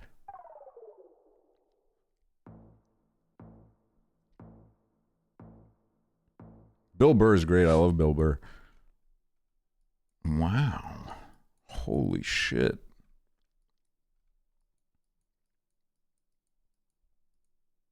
I just think if you're a comedian, the first thing you should stop doing is complaining about people not finding you funny. I think as soon as you complain even once about someone not liking your joke, you've lost. Like, if you're gonna say some stupid ass shit, you might as well like fucking stand on it instead of saying some like dumbass garbage and then spending the next like 6 months being on a press tour being like, oh, fucking cancel culture, man, which I can't believe they still do. Like, it's insane. I think the whole like DEI conversation has like added more wind to their sails. God, that's beautiful. Wait. I think I know where this is. I just need to... Where did this car go? Also, I just like hate... I hate all of those conversations that like Joe Rogan and his pals have where they just sit in a room and they're like, oh, isn't it crazy, man? No one else can do what we do. There's very few people that can do stand-up comedy. And it's like, I don't know, man. I feel like I went to school with maybe like 50 guys that could put together a pretty fucking funny set.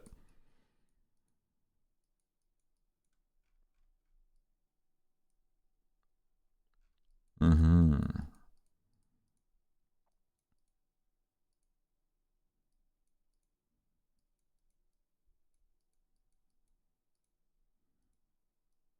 God, this is beautiful though. Damn. God damn. This is actually specifically... Alright, hold on. I'm thinking. It's the state of Rio de Janeiro, dude. Come on. Knew it. Yep.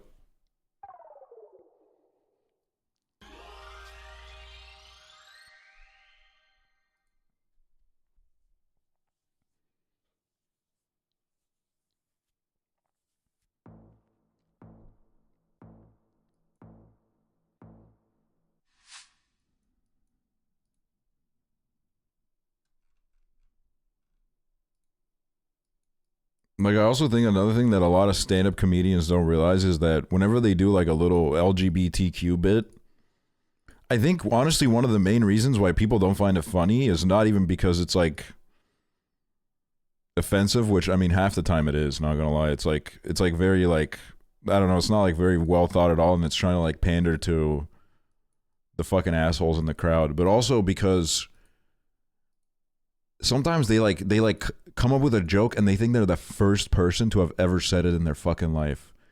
But it's like, if you've ever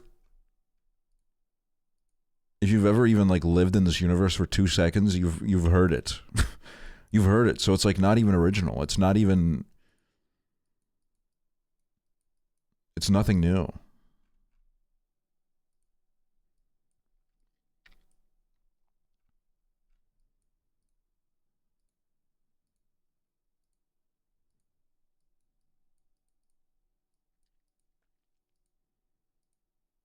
I do enjoy like a little bit of a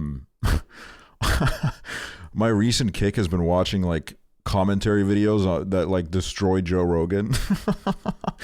Like, I do kind of enjoy hate watching him because I think he's so sad. He's literally like, even though he's like, you know, he now he has this like huge platform and shit, he's still so sad because I think like deep down he knows that he'll never be like a funny guy. He'll always be he'll always be the guy that like has the funny friends, and I think it's like something that haunts him.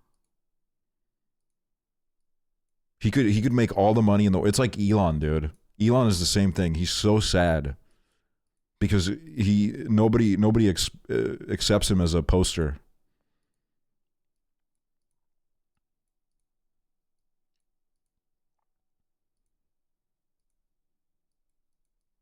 Joe Rogan does have pretty fucking crazy nips.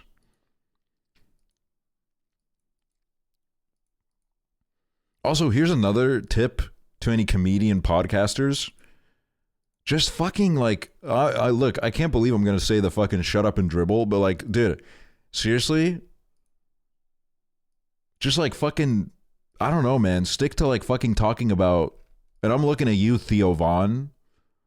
Like, bro, just like stick to fucking talking about your like trailer park stories and shit, man. Like, what? You don't even know shit about politics. What the fuck are you doing, bro?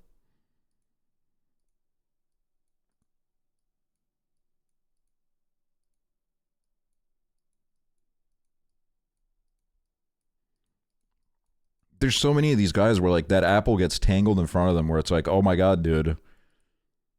If you start grifting a little bit, the numbers are gonna go up, but like you're already a millionaire, bro. What the fuck are you doing? Just a very like miserable way to go about it.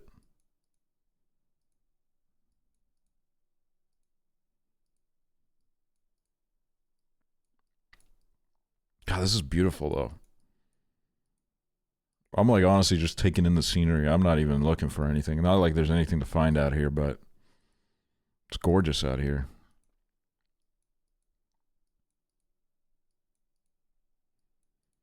Just seen Zach Fox. I feel so cool. Oh, I love Zach Fox.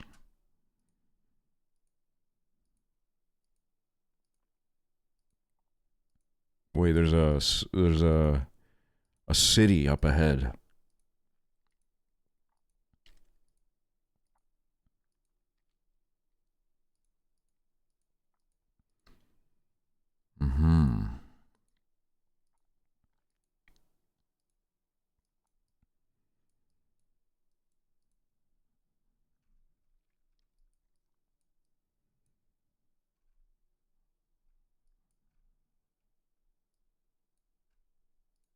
I don't know. We need a new scenery.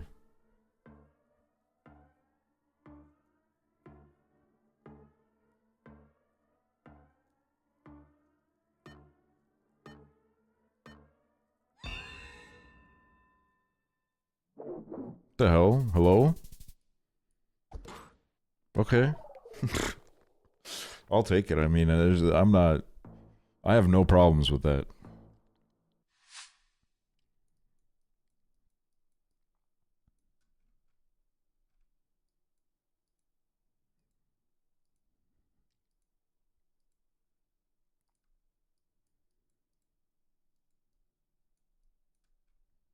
Sweden, it's Sweden. Quickly before this motherfucker comes back. What's up, Rhinestone Cowboy?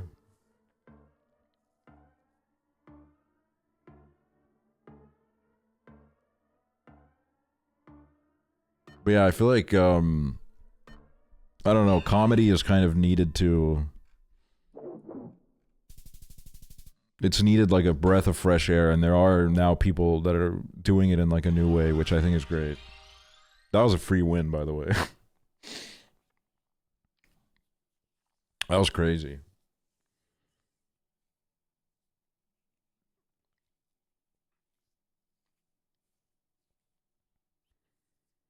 Oh my god, dude.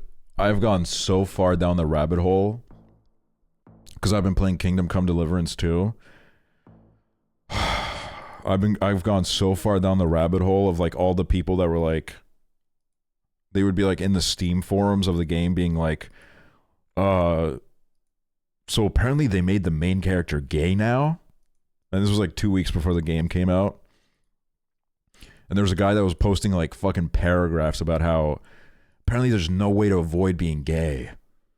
And then he played the game and he was like, yep, it's true. There's no way to avoid being gay. I just had a male kiss. And then the developer came in and was like, you have to make like a very specific set of choices to get the gay outcome. Like, it doesn't just happen accidentally. You have to, like, kind of play into it. And I thought that was so funny because in my head, I was like, okay, this guy was like playing with fire. He was like kind of like testing the waters, and then he got real scared when he jumped headfirst in. Also, that's another part where my fucking cock argument comes in. Where's the damn fucking cock in this game? Okay, there's some boobs in the game. It's a fucking medieval game, bro. They had their fucking cocks out during that time. Put a fucking cock in the game, man. Jeez. Same with like fucking Cyberpunk. Okay, cool. We get to see cock on the fucking character selection screen. Give us cock in the whole game, man. The fuck? Yeah, alright. General Santos City? Damn. George Santos fell on.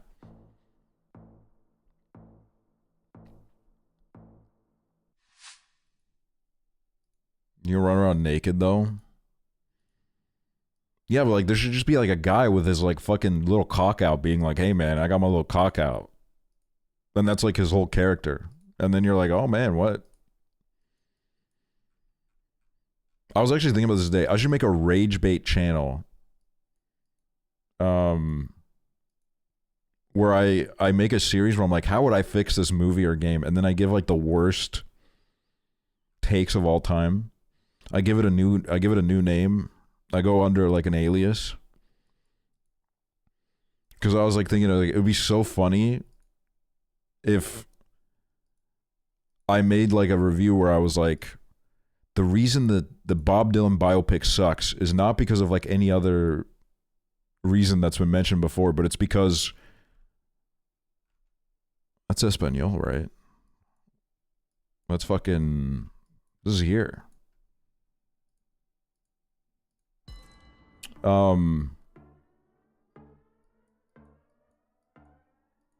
But the reason would be like, the movie sucks because James Mangold did not recast Joaquin Phoenix to play Johnny Cash. And just like random shit like that. And then farm a little bit of, look at this. I knew. That's that football knowledge, bro. That's that football knowledge.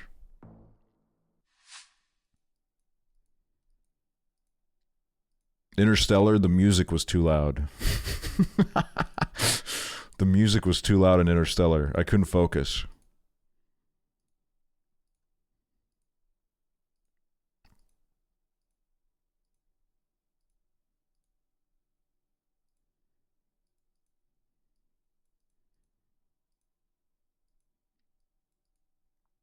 Challengers, they cheated on each other.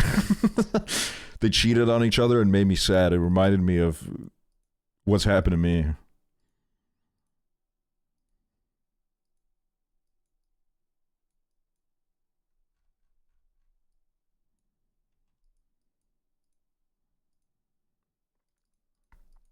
Can we remake Breaking Bad but without Walter? I don't like him.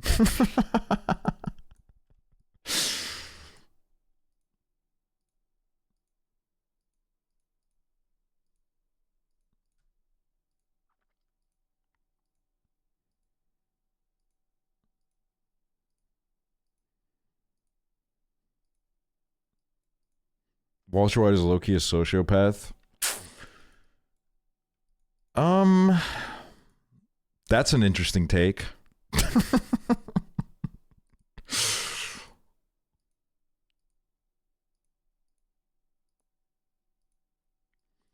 you guys see that article where it was like 100 greatest TV characters ever? 63rd was Ruth Fisher, 6 Feet Under, which, I'll be honest, I'd put it higher considering some of the other fucking people that were listed there.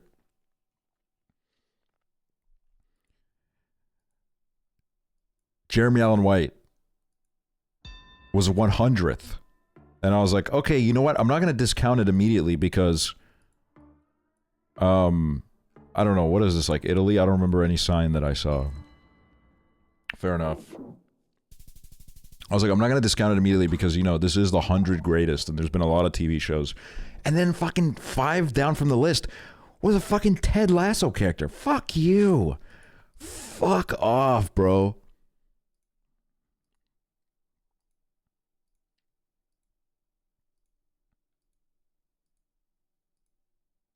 It was about the characters, the actors. I think it was like performances.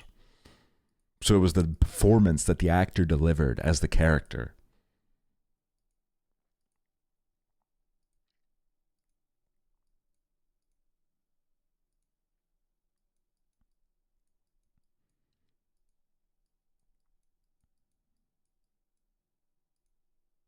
Who was number one? It was Veep, dude. It was Julie Louis Dreyfus. Is that what her name is? Her and Veep. Which I was like, is that show like really that good? That it's like the best character ever performed?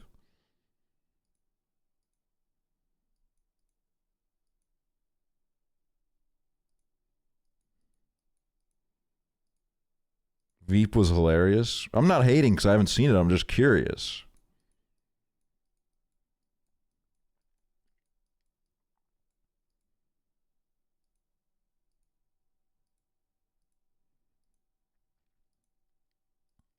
According to who is that list? What was it? Like Vulture or some shit? I don't remember who wrote it.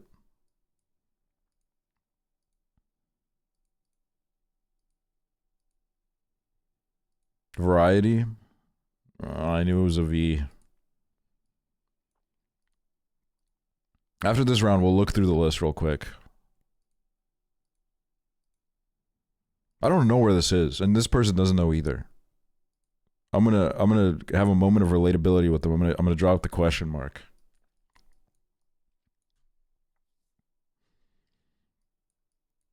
And then you know what? We're gonna scare them. We're gonna put Chile.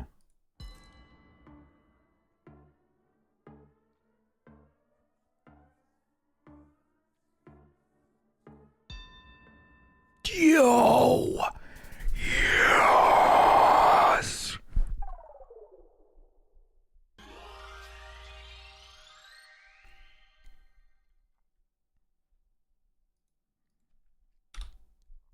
Okay, hold on.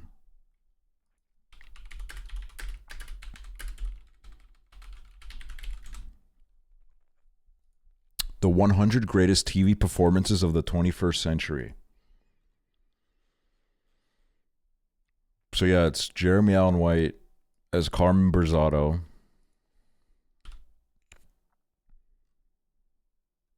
Yellowstone, which I'm convinced is not a real show. I don't know if anyone below the age of like 57 has seen Yellowstone, but... And yeah, then it's fucking Brett Goldstein as Roy Kent. I've seen a season of Ted Lasso, and I'm like, he wasn't bad. He was good, but like, come on, bro.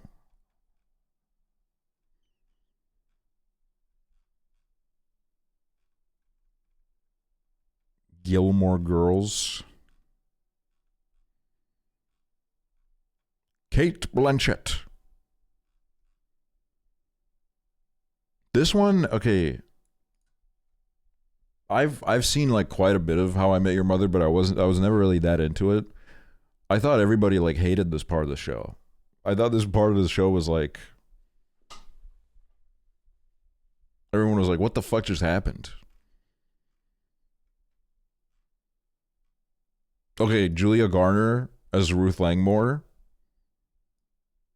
Absolutely. Should be higher, honestly. She was fucking unbelievable in this. Like, this is like a fucking... It's insanely good. Colin McLaughlin is Special Agent Dale Cooper, which, not gonna lie, 87th is a little bit insane. I would put it way higher.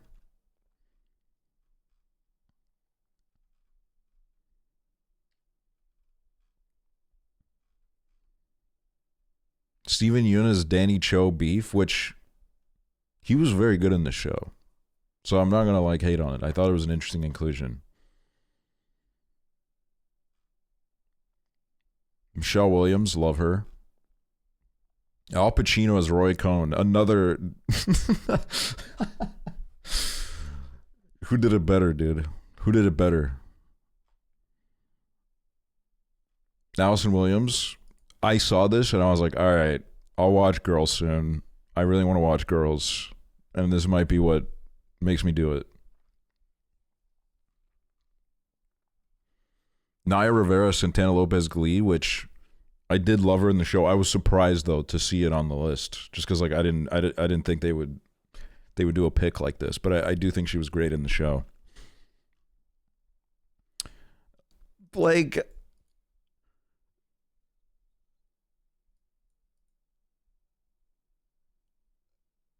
I watched a season of You, and then I got to season 2, and I was like, oh, so he's just gonna keep doing this over and over again. Yeah, Above Kyle MacLachlan is fucking crazy. Nicole Kidman.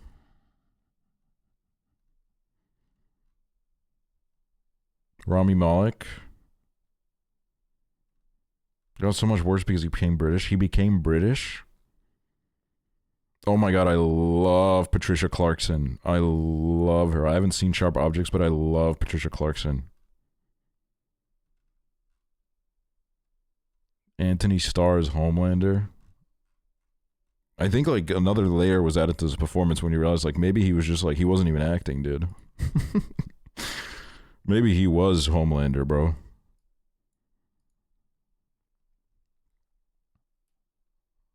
Phil Dunphy. Pretty freaking funny when I see a little clip of Phil Dunphy. I do laugh. I've heard Insecure is really, really good. David Harbour as Jim Hopper, Stranger Things. Stranger Things, to be honest with you, is not a real show to me. I don't think I'll ever watch it in my life. My whole life I've just been hearing people discuss it, but like I don't really know what's going on in it. Caitlin Olsen. Fair enough, honestly. She's so good in it. She's so good in it. She's fucking amazing in it. Oh my god. Yes. Yes. Dude. I honestly think that Marsha Cross as like Brie Vandekamp is like, it's like pretty damn near close to like fucking Tony Soprano level casting, where like she was born to fucking play this role. She is so good in it. She is like fucking amazing in this role. She's so good. WandaVision. Abbott Elementary. Oh, my goat. My goat. Honestly, I would put it in the top 15. I think she does a fucking amazing job, and I think Ruth Fisher is just probably one of my favorite characters. Like it's so interesting because like she'll say like the smallest thing and I'll tear up. There's so much depth to the character that like it feels like whatever she says, it's all so layered. I'm immediately like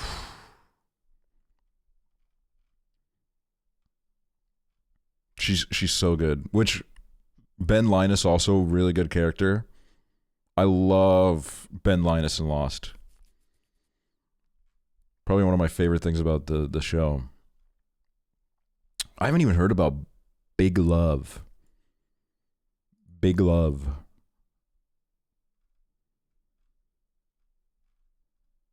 Hannibal. Mads Mikkelsen is Hannibal Lecter. Hannibal.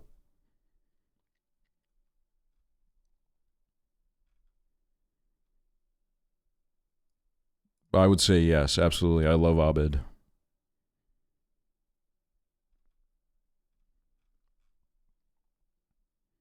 I can't believe Battlestar Galactica is a real show, dude.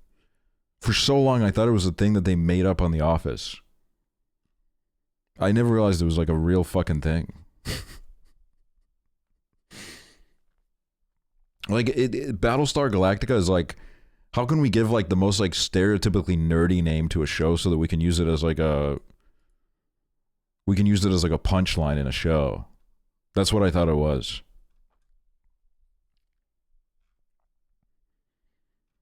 Unbreakable Kimmy Schmidt. This was like a show that Redditors used to hype up a lot. I don't know if it's good though. I never heard anyone else talk about it.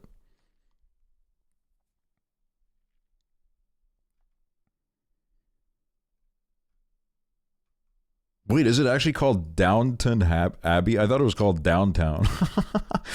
I don't really. I thought I was about to be like, did they make a typo? Is it actually called that? That's crazy. Ken Long as Eric Tao Industry. I'm not gonna lie. Realizing that he's in it, because he is amazing in everything I've ever seen him, it did make me think about watching Industry. Because I love him. He's so good. He's such a great actor. Susie Essman as Susie Green, Curb Your Enthusiasm. GOAT. I do want to watch Shogun as well. Sarah Goldberg as Sally Reed Berry. She was great. The Good Place, I put on 2 episodes and I said, you know what? I don't give a fuck. I'm moving on with my life.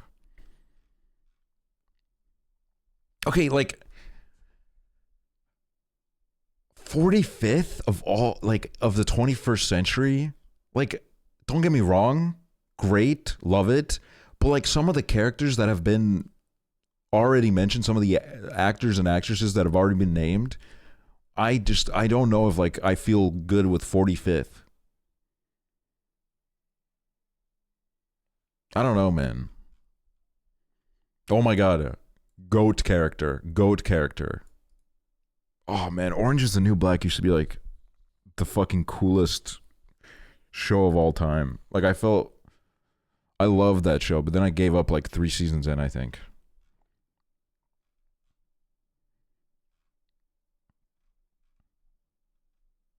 Danny McBride.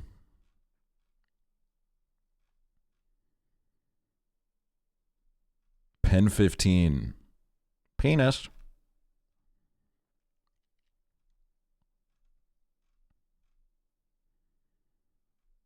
Oh my god, he is good in Atlanta. I never finished Atlanta. Ugly Betty. Where my Ugly Betty heads at?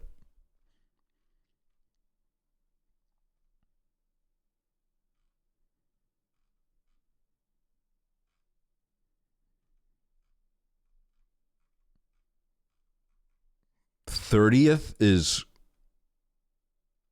mental, bruv. But she is like really, really good in the role. Don't get me wrong. I just think I think, you know, 30th is fucking crazy a little bit, no?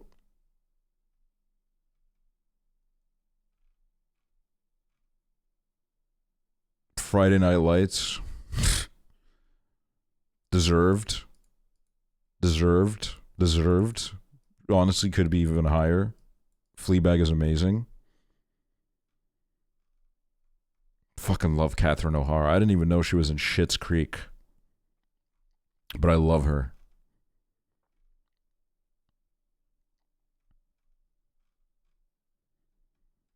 Alec Baldwin.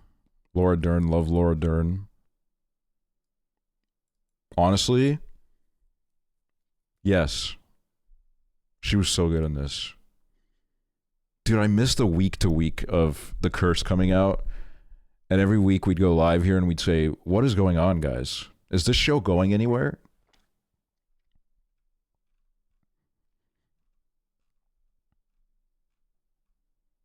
I've been meaning to watch this for maybe, like, ever since it came out, really. But I don't know if I'm ever going to. But I do love her, and maybe one day I will.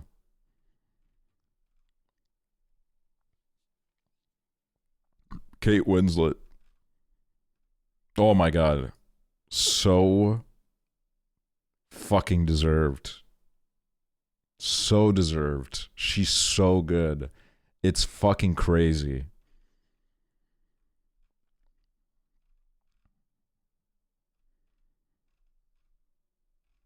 Okay, a bunch of fake shows here. And I mean, like, yeah.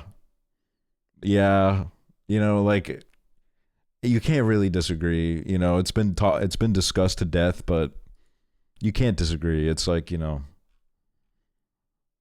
you kind of have to. I loved her character, and what is her name? Like Meredith. I loved they were my favorite characters on the show when I watched this as a kid. Also deserved. She's amazing. Some people were a little bit pissed off that like Bob Odenkirk got snubbed because this is like one character, one actor per show. But it's like, I can't be mad. She was amazing in it. Brooklyn Nine-Nine. Okay, has anybody in the chat seen The Leftovers? Because I kind of want to watch it, but I've been putting it off because it got canceled. So I'm like, I don't know if it's worth it. I've heard that it's like really, really good, but the fact that it got canceled is a little bit. It just finished. I thought it got canceled. That's what everybody says. The Leftovers. Yeah, it was canceled. The Leftovers was canceled by HBO due to low viewership numbers and ratings.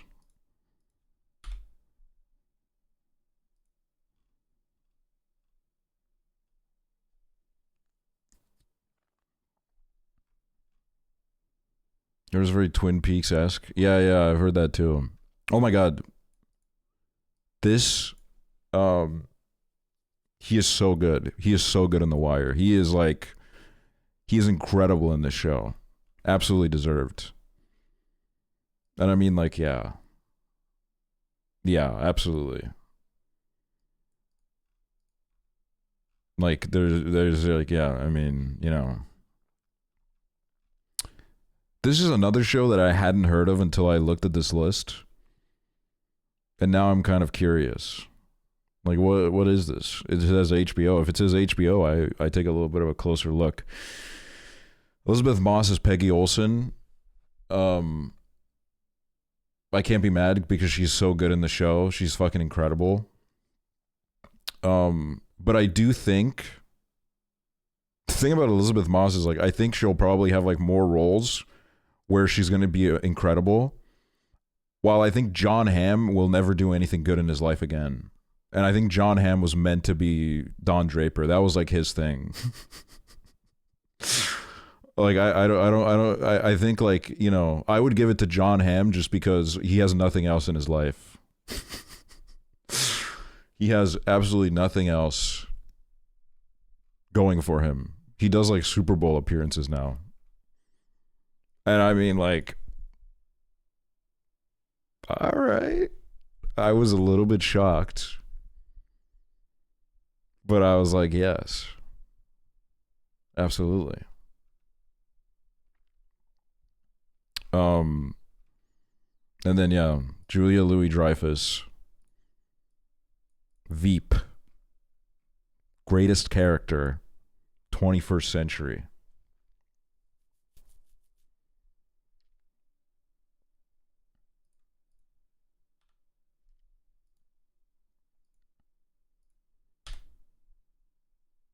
Which, look, I know I sound like a fucking broken record by giving this take, but I think it's a little bit unfair that they excluded The Sopranos because The Sopranos started in the 90s when it's like it really, it was mostly in the 2000s and it really took over. And I do think that, you know, James Gandolfini as Tony Soprano is like just one of the most. It is an absolutely insane performance, and it's like one of those performances where like I'll never get tired of reading about it because it just totally it took such a tragic toll on him. Like he gave his like he literally just basically gave his whole life to that role. Is there anyone from Boardwalk Empire? I don't think so. No Freaks and Geeks. That was the 90s, right? So that would be why.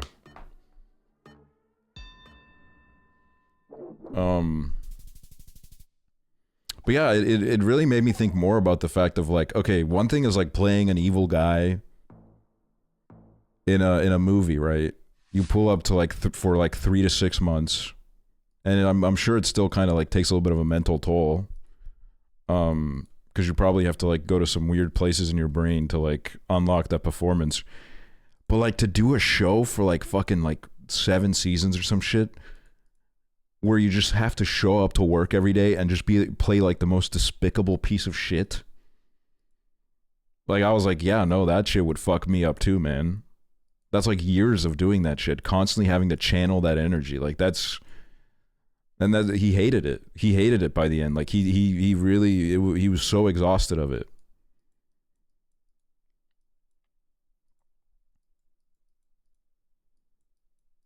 Because I think it was like mentioned in a documentary that he was like someone that was trying to turn a page in his life, and he felt like by playing Tony Soprano, he was constantly like revisiting those parts of his brain that like he really didn't like about himself. Which is sad. I think it's weird that Brian Cox hates on Jeremy Strong for method acting when Brian is an asshole IRL and in the show. I don't know, like I'm obviously like I'm not like hugely like pro method acting, but like I don't know, from what I've read about Jeremy Strong, like I think I don't know, like I feel like he becomes a little bit more like shut off. I haven't like read all the specifics, but from what I have seen, it's like he just kind of like shuts himself off a little bit more.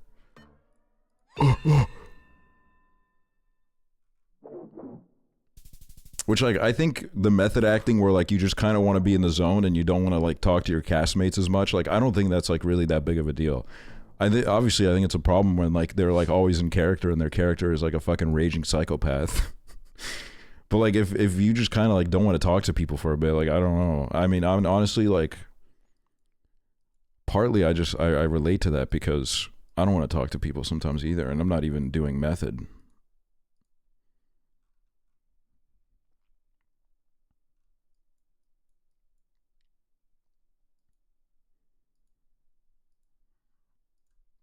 Yeah, the Jared Leto method acting is like doing all that and then like really not even having much to show for it.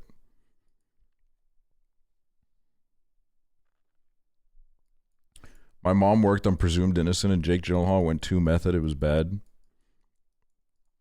Yeah, Jake Gyllenhaal is one of those guys where like I love his movies, but like I feel like if it would be like spend 30 minutes in a room with him or a gun, I would take the gun.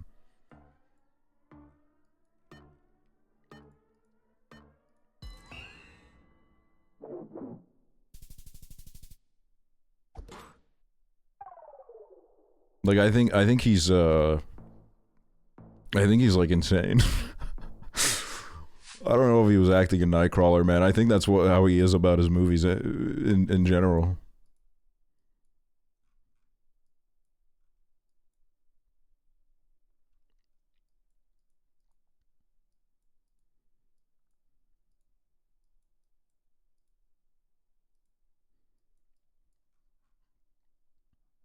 Okay.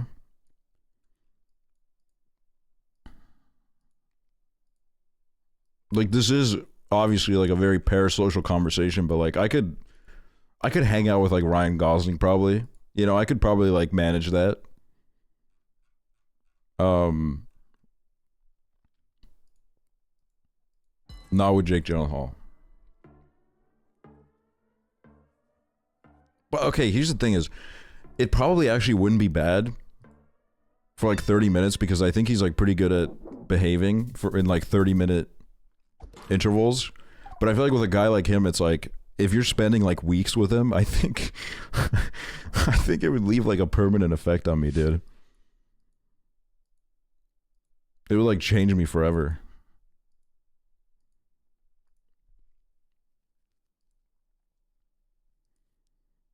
Do you think you can hang out with Rob Riggle? If I could hang out with Rob Riggle until he gets like a beer in him and starts talking politics, then I'm like, I don't know, man.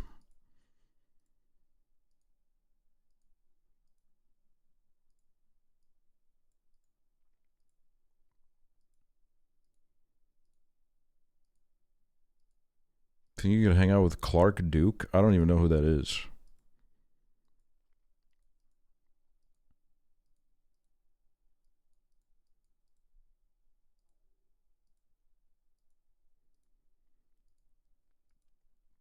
I do appreciate though when like an artist just kind of seems like a person. Like I enjoy reading the wiki pages of the freaks that get like way too into their art and they lose sight of like any sort of humanity.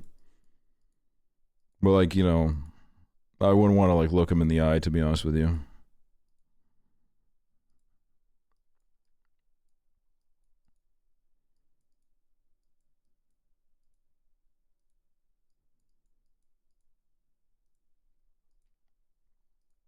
Christian Bale got to be insane, dude. They caught him in like, well, I wouldn't say 4K. It wasn't that high quality of a recording, but they caught his ass.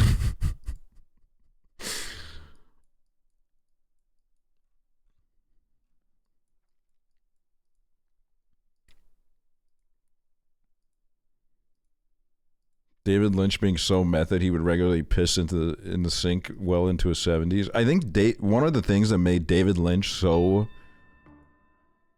legendary, everything I've read about him was like he was a freak, but like he knew how to toe the line. Like he was a freak in a charming way. Like everybody that he's worked with fucking is obsessed with him. Dude, I can't stop winning, man. Damn. We're up to 600 now. And that's like the kind of freak that you want. Like, I love a freak. Would you play this game? I was given an early access key to that game. I played it like 3 weeks ago. And I was really excited for it. But I think there's a lot of work that needs to be done. I think it has a lot of potential. But to be honest with you, in its current state, which, sorry to be this blunt, it's like borderline unplayable. It's like fine for an hour or two, but when you get into the late game, it's like the game mechanics are not balanced at all. It like drove me insane. Like your studio has this, it has prestige that you get every time you release a movie. But if you're not releasing movies, you lose prestige at such an insane rate that I was stuck in this feedback loop of constantly trying to release movies to get a bigger office. But like by the time I dropped a new movie, my prestige had dropped. And then my movie would flop, and then my prestige would drop even more. It was a nightmare, man. Oh, wow. That was not an Australia that I would expect. I will happily play it if they fix it a little bit. But I'm someone that gets like way too into tycoons. And when it's a little bit broken, I get really sad. And yeah, the fact that it's missing an endless mode sucks too, because it felt like I was just getting my studio off the ground and then it said the game's over. And I was like, what?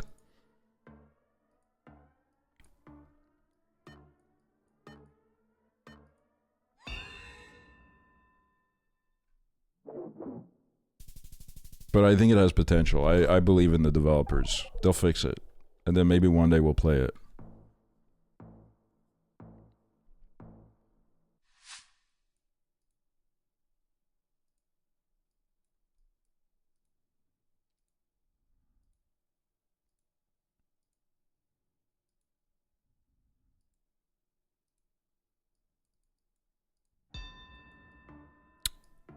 All right.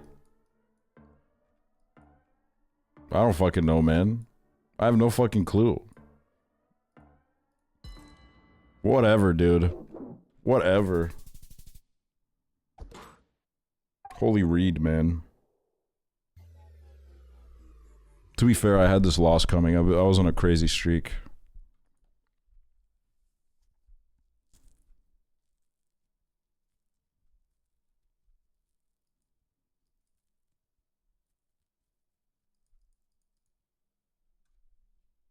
I'm like kind of preying on the fact that Jared Leto is now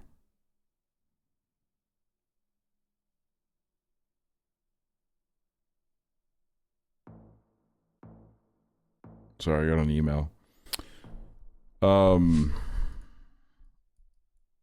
hoping that Jared Leto has decided to disappear. That would be pretty sick. I know people that have had like personal encounters with Jared Leto, and he is unsurprisingly just as creepy as all the stories say. Very weird guy.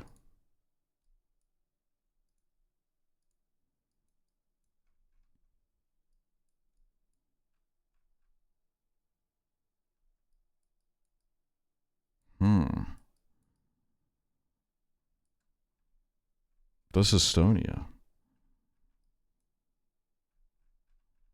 So this must be like here.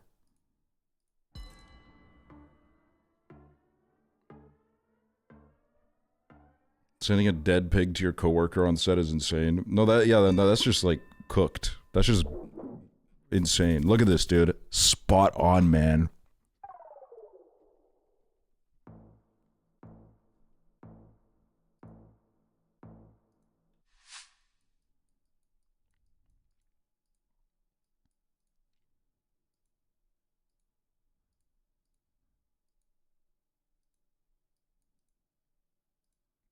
Remember when I put a dead bird in your bathroom? You know, I forgot about that because that wasn't even the most horrifying thing that you did to me, dude. You pooped in my bed and I woke up in the morning with a big mud pie next to my head.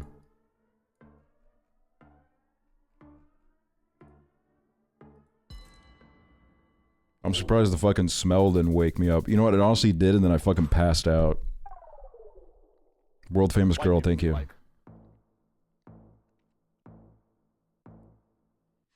Why did he do that? I don't know, man. It was like it was very weird.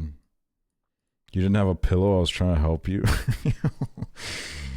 Ew, dude.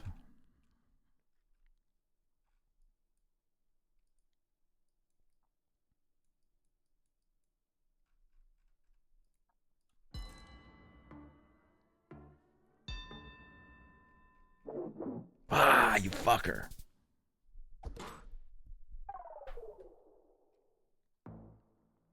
Did you get pink eye? No. He was not strong enough to create such a reaction within me.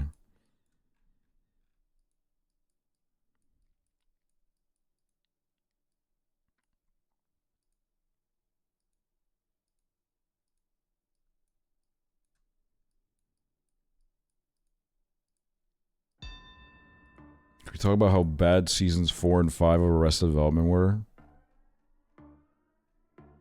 No, yeah, they were bad. I just stopped watching the show immediately. The show where they came back, the season where they came back and everybody looked a little bit older, immediately I was like, the vibes are kind of off. So I just immediately clocked out and didn't continue. And I've seen like a couple clips that were like pretty funny from those seasons, and I'm like, okay, that's probably all I need. That's probably all I need.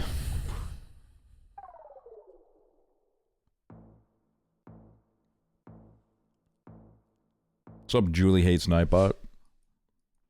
No Maryland. I don't think Maryland exists in this.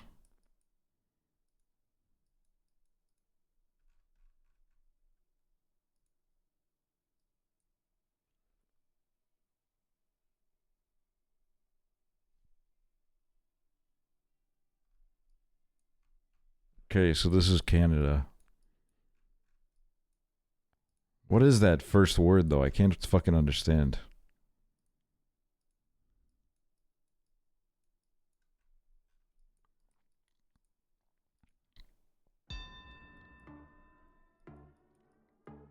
I'm gonna guess it's French. I'm gonna go Quebec. Fuck! And I was actually thinking about going Calgary, too, man. Fuck. Dude, this guy loves reacting.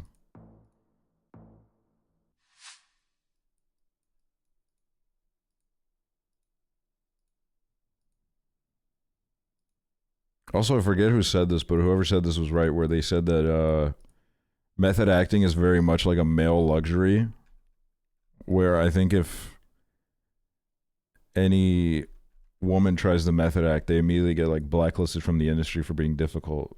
But Jared Leto can fucking send dead pigs and fucking sleep in a coffin or where the fuck he said he did.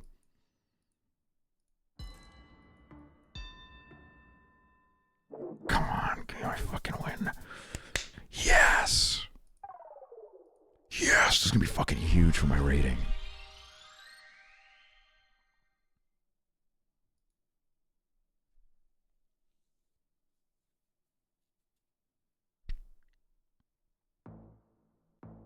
I want to be the first method actor woman to make it. Wish me luck. Good luck, Ingrid.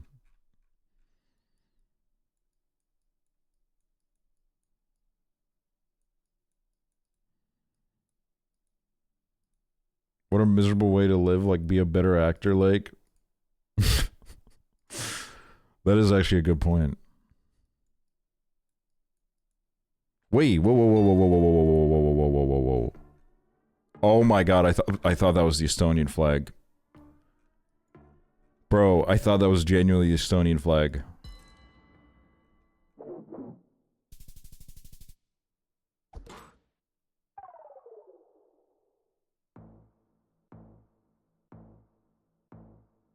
I need to recover from that. Whoa. What the hell?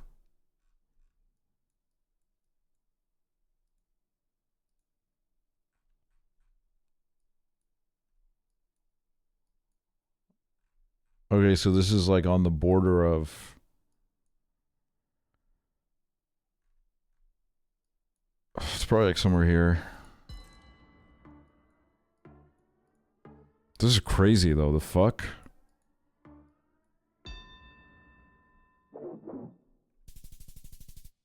Oh yeah.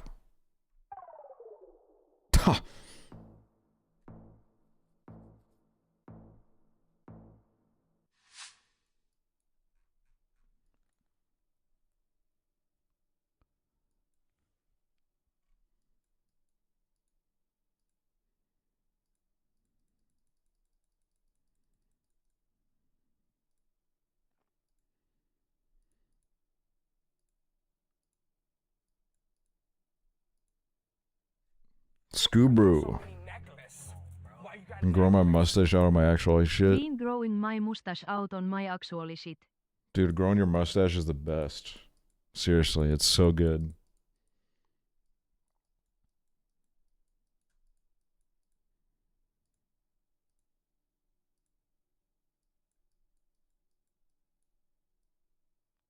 Hmm.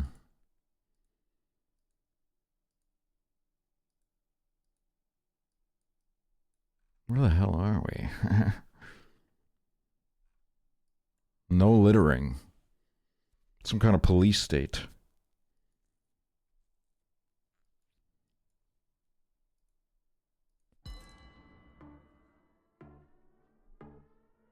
Can't even fucking litter.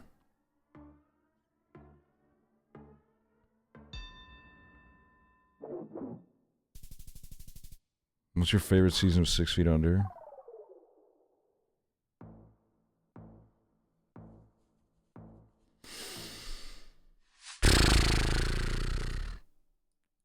Either the fourth or the last.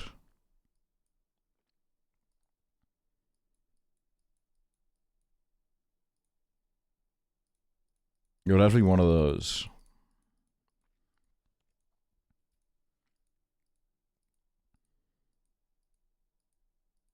What's your favorite needle drop? When they go to visit Lisa in Seattle and the Yola Tango comes in and they go, I remember a summer's day. I'm like, yep. Yep, that's it right there.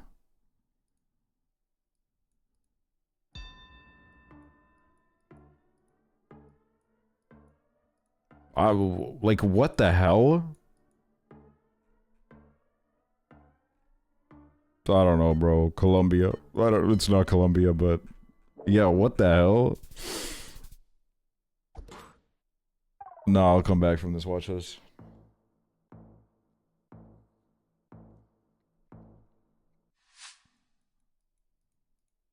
I wonder what my favorite season of a TV show ever is. Because that could be an interesting question, because it could be of a show that's like maybe not even anywhere near close to my favorite show, but I can't even remember right now.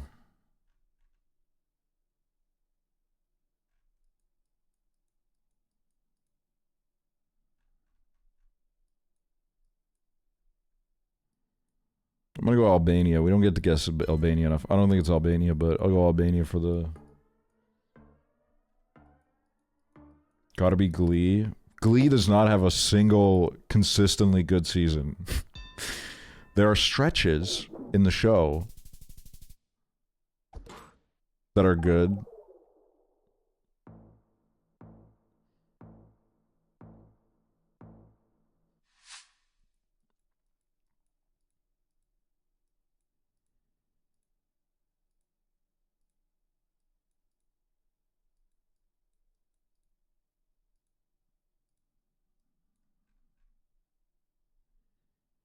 Oh my god, Dale Cooper.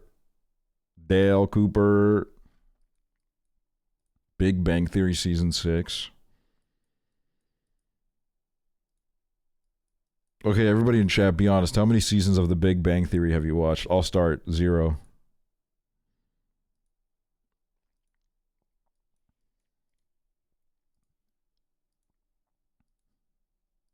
Seven? That's fucking crazy.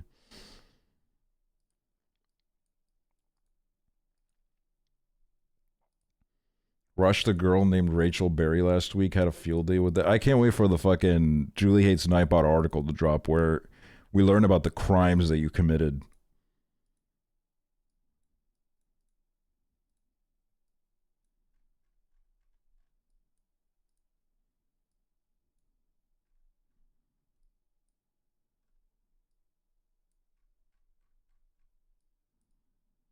Damn, that's a crazy ass beast on that bag. What the hell?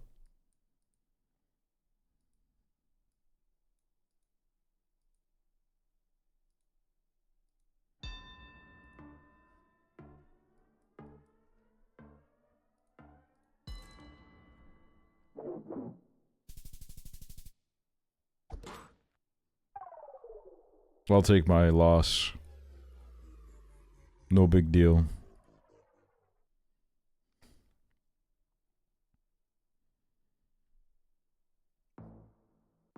Damn, bro. They really putting me up against motherfuckers in silver now. Like, the fuck? I'm getting my ass kicked? The fuck?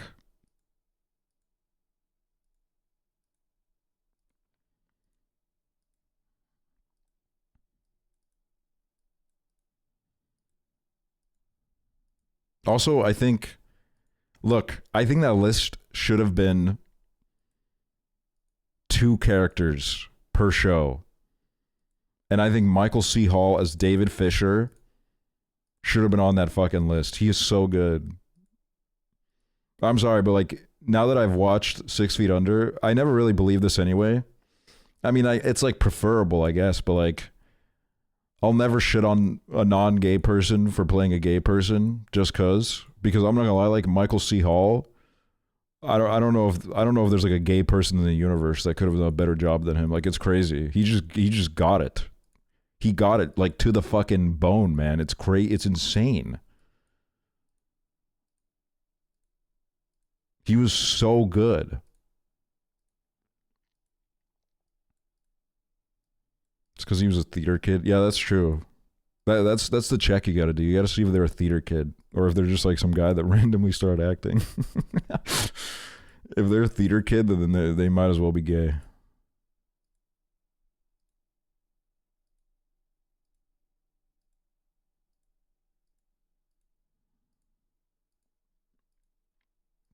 But like, one of my favorite things about David Fisher is like anytime someone says something that catches him off guard, the fucking like facial expressions he does, I'm like, holy shit. It's so good. It's so good. It's so subtle, but it's so perfect. Oh. I love his hand movements too. Yeah, his hand movements are so and then it's just like his character has so much depth and it's just such a great portrayal of a man in his position. It's just amazing. It's I'll never stop glazing that show. I'll be honest. That show has a very special place in my heart. And also Claire. I mean, honestly, all the characters are so well played. But Claire is so well acted. It's not a bad actor in it. Honestly, yeah, there isn't. Even like all the little side characters and shit that show up for an episode, they're all so good.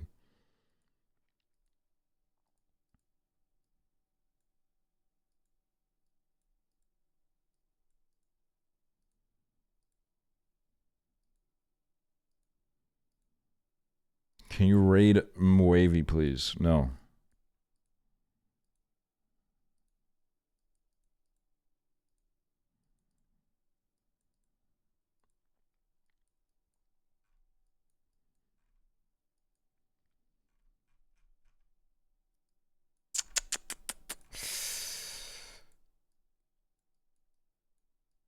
I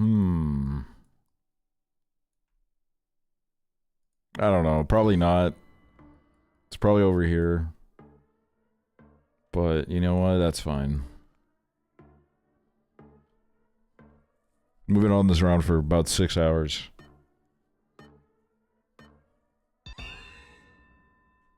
Thought so. Thought so, but you know what? It was good enough.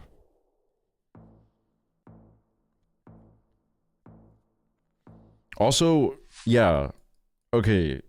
When it comes to The Sopranos, obviously James Gandolfini I think would be my number one, but okay, it's a show full of so many characters, but I think my pick for the second person would have to be Edie Falco as Carmela Soprano. Like she was fucking incredible. And I find her interesting compared to like Skylar White, for example, because obviously while I don't agree with the fucking misogynist weirdos that are like, oh my god, Carmela's the most annoying character in the show.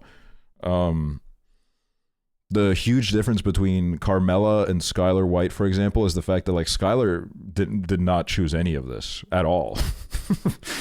She just woke up one day and found out that the man she had children with decided to like take on that fucking endeavor.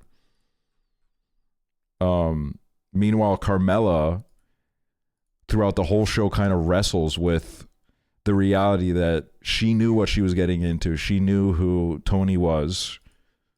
And she very gladly reaps the benefits of it while also not wanting to acknowledge what her husband does when she leaves, when he leaves to go to work. Like there's this scene in The Sopranos where Carmela gets clocked so hard by a psychiatrist because it's like the first person to ever like really break through to her and be like, your husband is a piece of shit. And you are in some way complicit in this because you are putting food on his table. You knew who he was. Like you are using his blood money to live a lavish life. And she's just an amazing character. So good. Same with AJ as well. That's another thing is people just don't know how to handle character like children. They don't know how to deal with child characters that have any sort of like nuance or depth to them. Because like guess what, dude? If a kid grows up in that household, yeah, he's going to fucking lose his mind. Obviously, dude. His dad is like insane. I mean, his whole family is pretty fucking insane. Even like Meadow has her fucking totally insane moments where she falls victim to the delusion a little bit too much.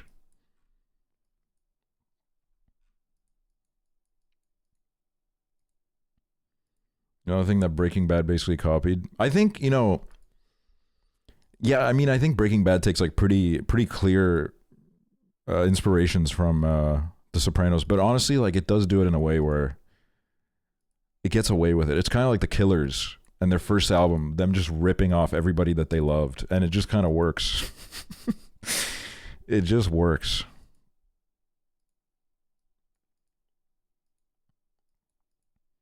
So the moral of the story is like you can rip off as much as you want as long as you make it good. I don't know where the fuck this is, man. Probably like Turkey or some shit. I don't know.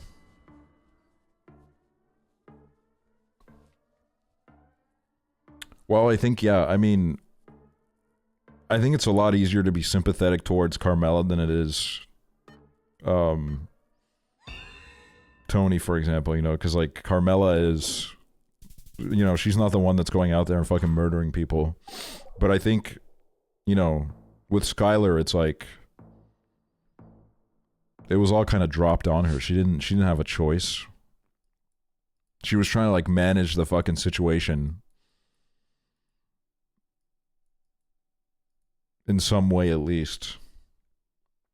That's why you need to mod me.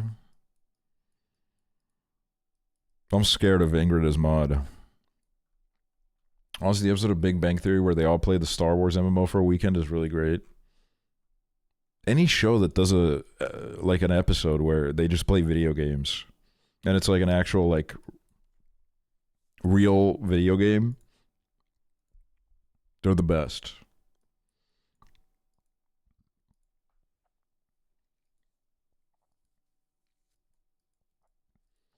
Mod me, please. Bad things will happen.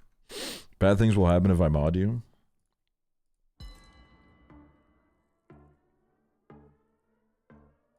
Yes? Well, that's not very enticing, is it?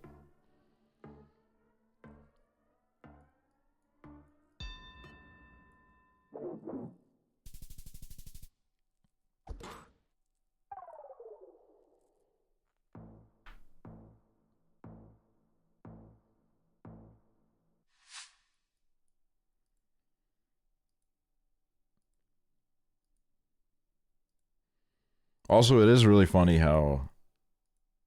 I don't know. Like, John Hamm really is like, he's so perfect as Don Draper, and I think it's because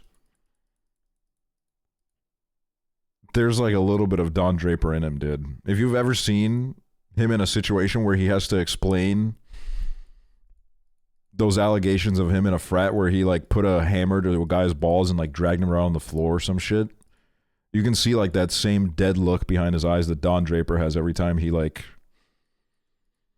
cheats on his wife. So I think sometimes it just comes from the fact that you're really just playing a version of yourself in some way. And that's why like he's really you don't see John Hamm in a lot of good stuff nowadays.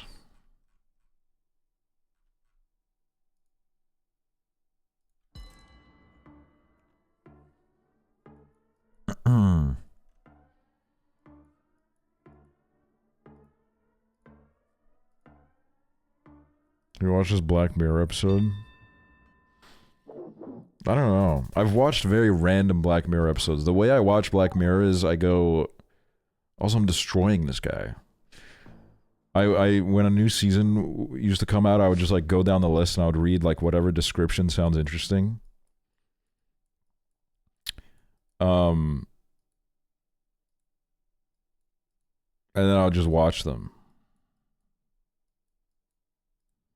Because I'm not gonna lie, like most of them, I really, like from the description, I was just like, I don't really care about this.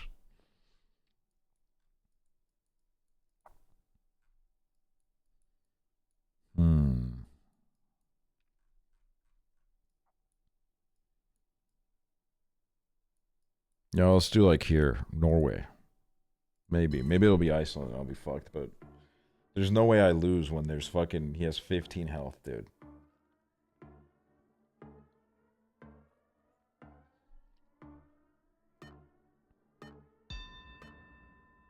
What? Fucking, what? The Sandwich Islands? What the fuck what is going on?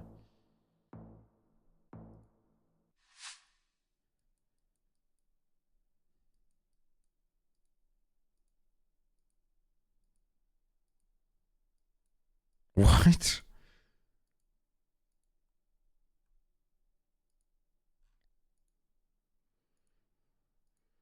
Happy birthday, hesitant. Everybody in chat say happy birthday.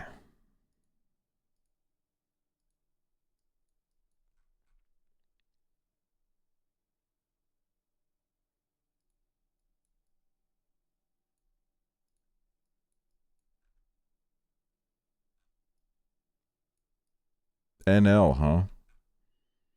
Well, I guess it has to be South Africa then. There's no way.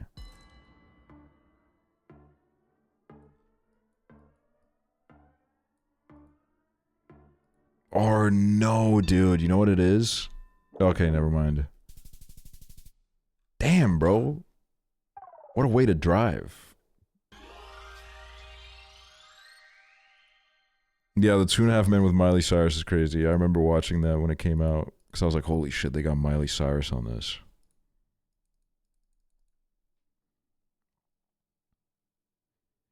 Why are Netherlands trucks in Africa? I don't know. I have no fucking clue. I guess they drove. They took a ferry and went to Africa. My birthday is on the 23rd. Will you perform on my birthday? Well, perform. I don't know. I don't know about that.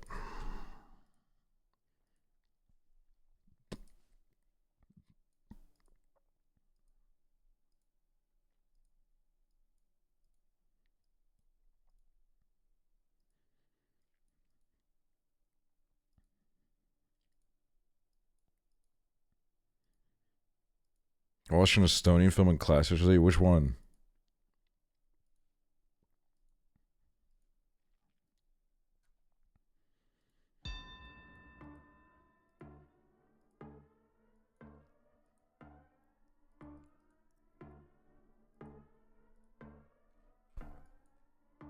I don't know, bro. I don't fucking know, man. Breakfast on the Grass. Wait, I gotta look that up so I see the Estonian title of it.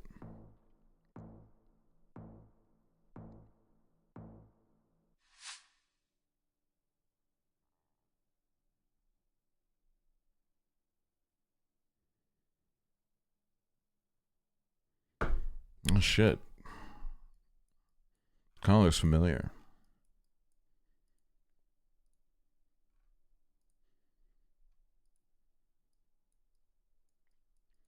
I do think Estonia has a problem. I think Estonia needs to change its way that it teaches its actors how to act. To be honest with you. There's like 2 or 3 acting schools in the whole country, and they all the actors kind of come out the same way. It's kind of like how, you know, some people that were on Disney Channel for a little bit too long, sometimes the Disney Channel acting seeps in a little bit. That's kind of what it feels like sometimes. Like, there's a lot of Estonian performances where I'm like, oh, like, it could be good, but like you're kind of reading the lines like you're reading a poem, and it's weird. It doesn't really fit in this scenario. Alright, that really tells me where it is. I don't fucking know, man. Fucking Australia, I don't know, man. I don't know where the fuck we are. But then you have like the older generation of actors who are genuinely really, really good. So I think it's like a newer thing. I mean, there's a few actors that I do think are great, but Poland, it's Poland. We're in Poland, bro.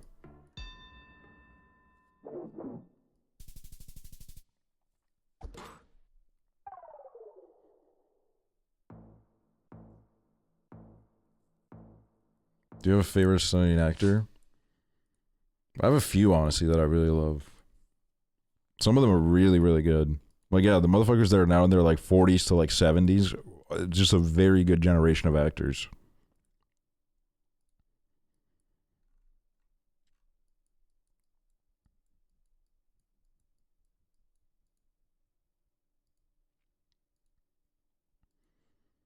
God, I wonder how bad I would be if I got cast in a movie right now. I'd love to do it just to see like how bad I would be.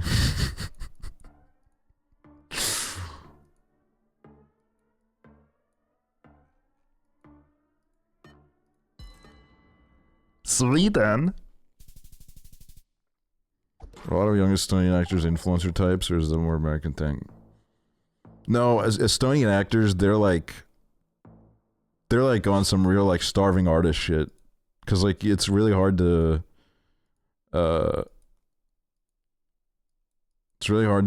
make a good living in Estonia as any sort of artist, really. So a lot of them like they make like below average, even if you like kind of know who they are. They don't make a lot of money.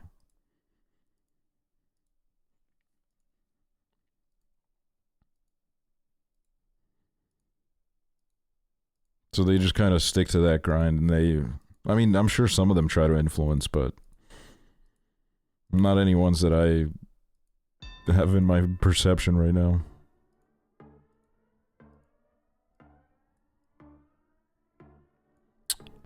Bro, I don't know, man. Fucking Oklahoma. All right, buddy. I'm convinced I can do anything. I think I could be an amazing actor, but I just don't feel like it right now. I feel like in my head, I'm like, okay, I could do a decent job. And then I think about the fact that, like, okay, wait a minute. There's going to be like 30 crew members. And then you're going to have to do the take over and over again. And I'm going to have to wake up at like 5 a.m.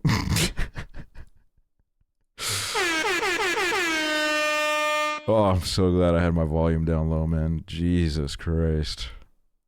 I'm sorry for you guys, but I have my volume down. Oh, I've been fucking blessed. Depends on who's directing you. I think if I had to be in a Fincher movie, I'd die. I wouldn't even kill myself. I would die after like the 65th take. I would just pass away.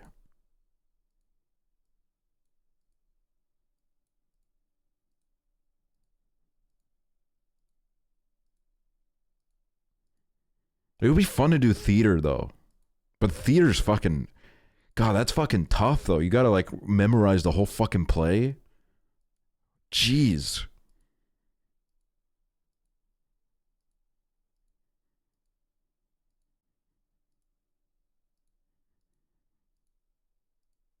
But I just appreciate the craft of theater because it's so cool. You'd love improv. I've honestly been thinking like maybe I do some improv classes just to see what it's like. Maybe it's my new calling, you know?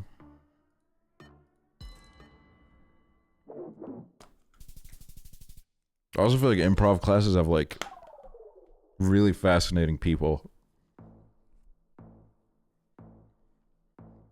You'll get like all sorts of characters and shit.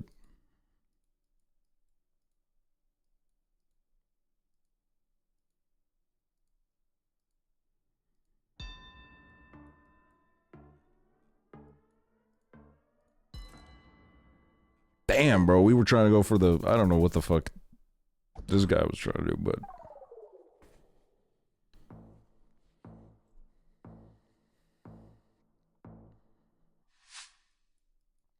I did improv once in my life and it was the best moment of my life. Yeah, no, that it just seems really fun and it like exercise is a really good part of your brain. And like, I mean, I guess it would help with like streaming too. It would be good to get like that fire going.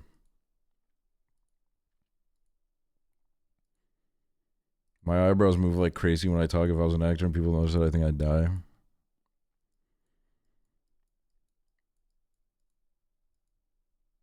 I do at one point still just want to like... Mass attack starts in 5, 4, 3, 2, 1. Mass attack. Okay. This must be the most dead mass attack of all time, dude. Everyone's asleep.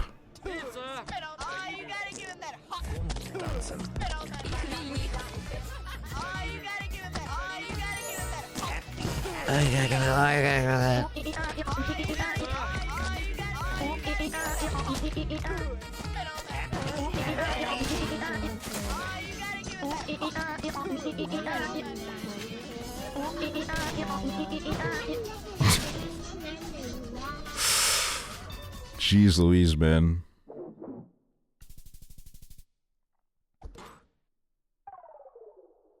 Yeah, that was legendary. I do think, like, I don't know. I want to try and make a movie one day, but not like, I'm not like going into it with like dreams of glamour and success. Like, I don't give a fuck if that shit gets like a 1.5. I just want to do like a thing with my friends, and if it's like really shitty, I think it'll be kind of fun anyways. Like, I feel like everybody should like pick up a camera and just like make some kind of movie, no matter how shitty it is.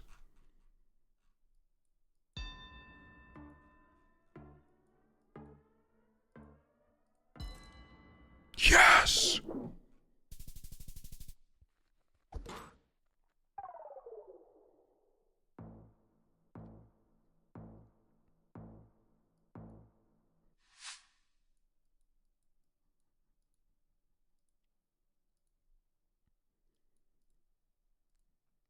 Like, I think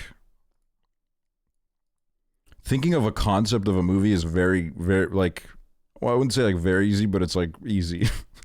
You can think of like a pretty decent idea for a movie, but then like you got to build the whole fucking world. You got to make all the characters like make sense. See, that's where it gets fucking tricky, man.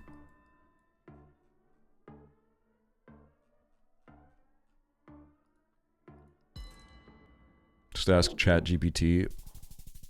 You're right, dude.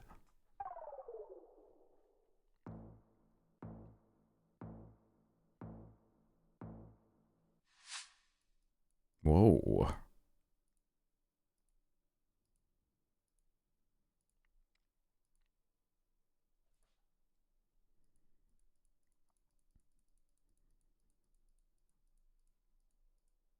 Also, as a writer, I feel like my problem would be because I've written like stories and stuff. I've written a bunch of stories because I was just kind of like it was like an interesting thing for me to do. What I find interesting is like how do you not self-insert all the time? Like I don't know, maybe I'm a piece of shit, but I feel like everything I write is just like me writing about myself.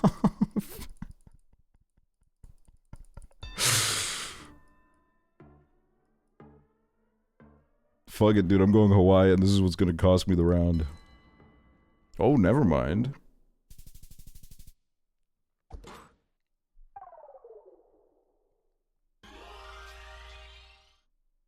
Like, I'd definitely be like a Noah Baumbach type fucking writer and director where every movie is about like a different thing that happened to me in my life. Like, I went through a divorce, I write Marriage Story. I have an angry dad, I write fucking The Squid and the Whale.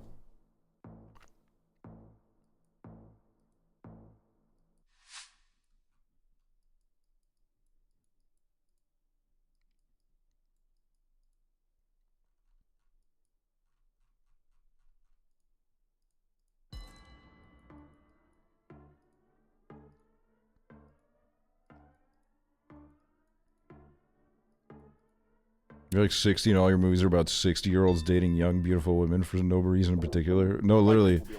Do like the Adam Sandler approach where you cast your wife to be in the movie, but like she can't play your actual wife. Your wife has to be like Drew Barrymore.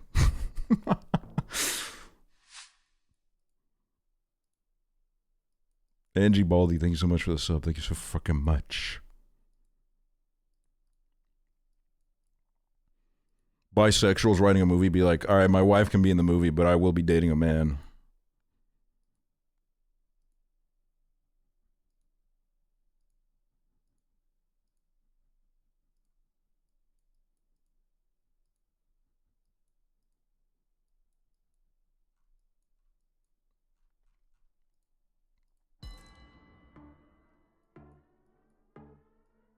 I'm in a state of confusion. I'm coming here for refuge.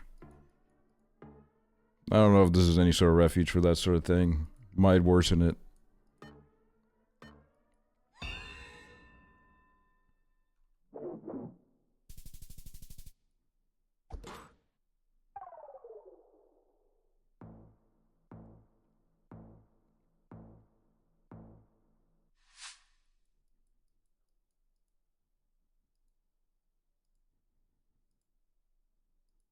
Also, I feel like to be a good actor, you have to be like kind of a little bit tapped into how like human emotions work. I'm just like everything I say, everyone just thinks I'm being like sarcastic, and I'm not being serious. So I'm like, oh, fuck, man, I don't know if I could do it.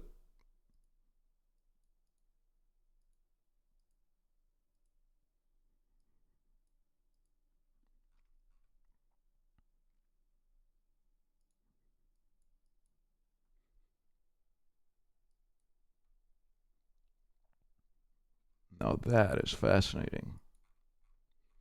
I have no clue.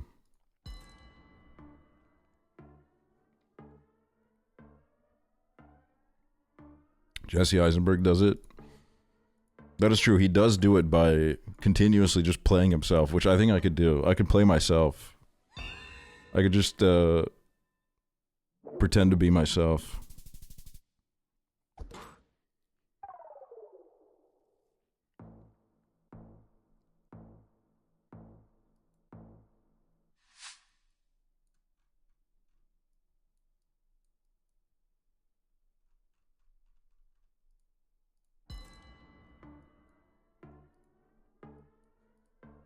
Writing the actual biopic. See, that's the thing is like, if there's like all these motherfuckers that have lived like insanely interesting lives, and people cannot put like a good biopic together about them, I'm like, there's no hope. Like, what the fuck? To be fair though, if in some like weird fucked up universe, someone was like, we're making a biopic about you, I'd be like, all right. I mean, if we're gonna do this, let's just like fucking put it all out there, dude.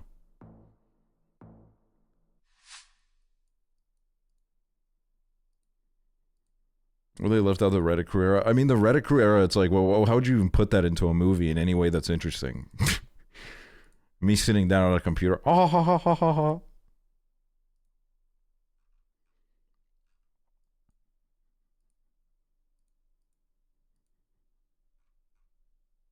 If there was a gun pointed at my head and they're like, you need to make a biopic about your life, I'd probably just make it about my childhood, because that's, I feel like that's like, that would be more interesting on film than anything that came after. Because what came after is me sitting in my house.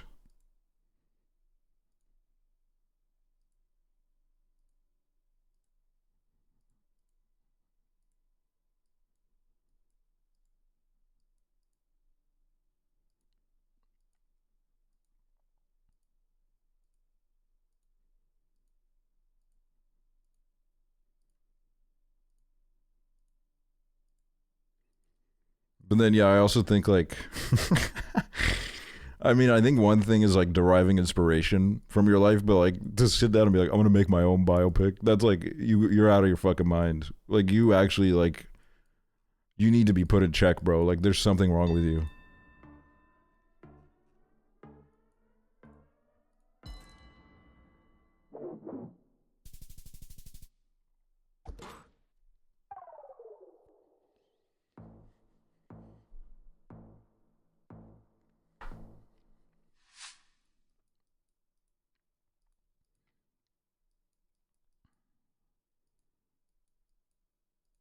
I could probably like I could make like I could derive like a really good like Eastern European gay drama.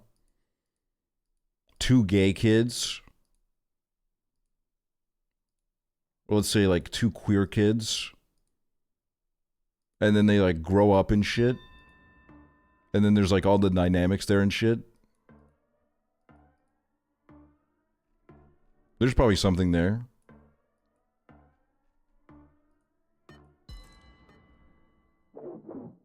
Isn't that close? It is close. I would be ripping it. 1-to-1.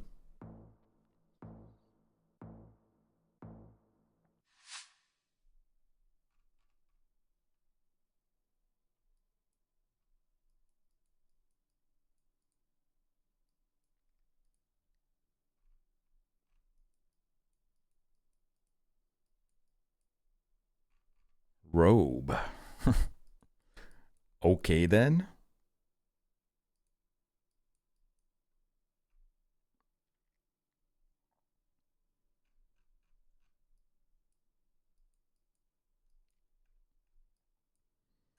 Let's do like Manitoba. Let's do right here.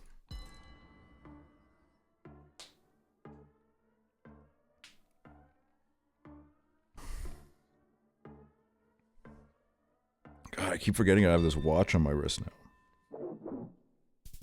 What? That's mad.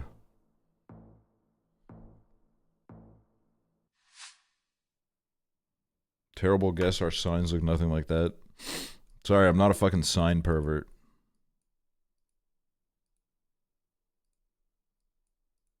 I'm only a sign pervert when it matters to me.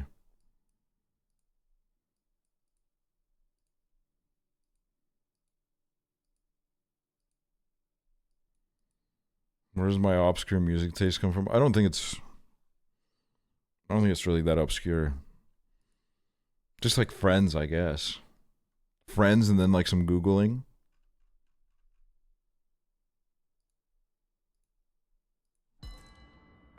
Google. You look up like artists you would like if you like this album. And that works pretty well.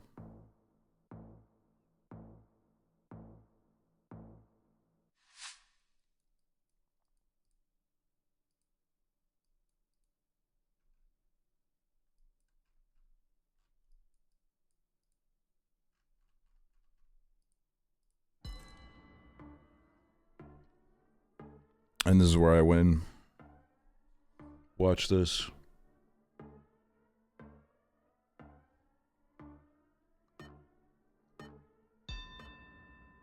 All right. Surely that's enough. Yes.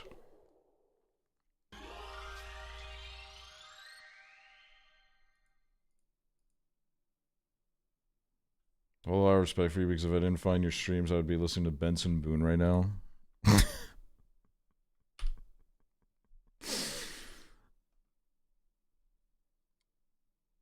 Oh, I'm glad we could save you from that horrible fate. Look, I'm gonna end it. I'm gonna end the broadcast. A truck crashed through my chain link fence yesterday. Jeez.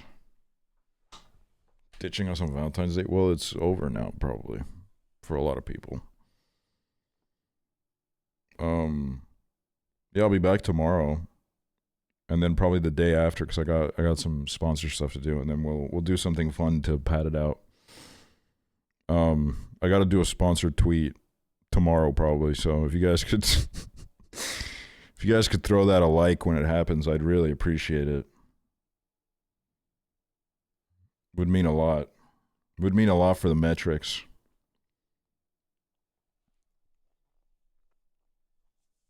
Thank you guys so much for watching. Please don't ratio me. Not on a sponsored tweet, man. James Merritt already did that once. It was very embarrassing.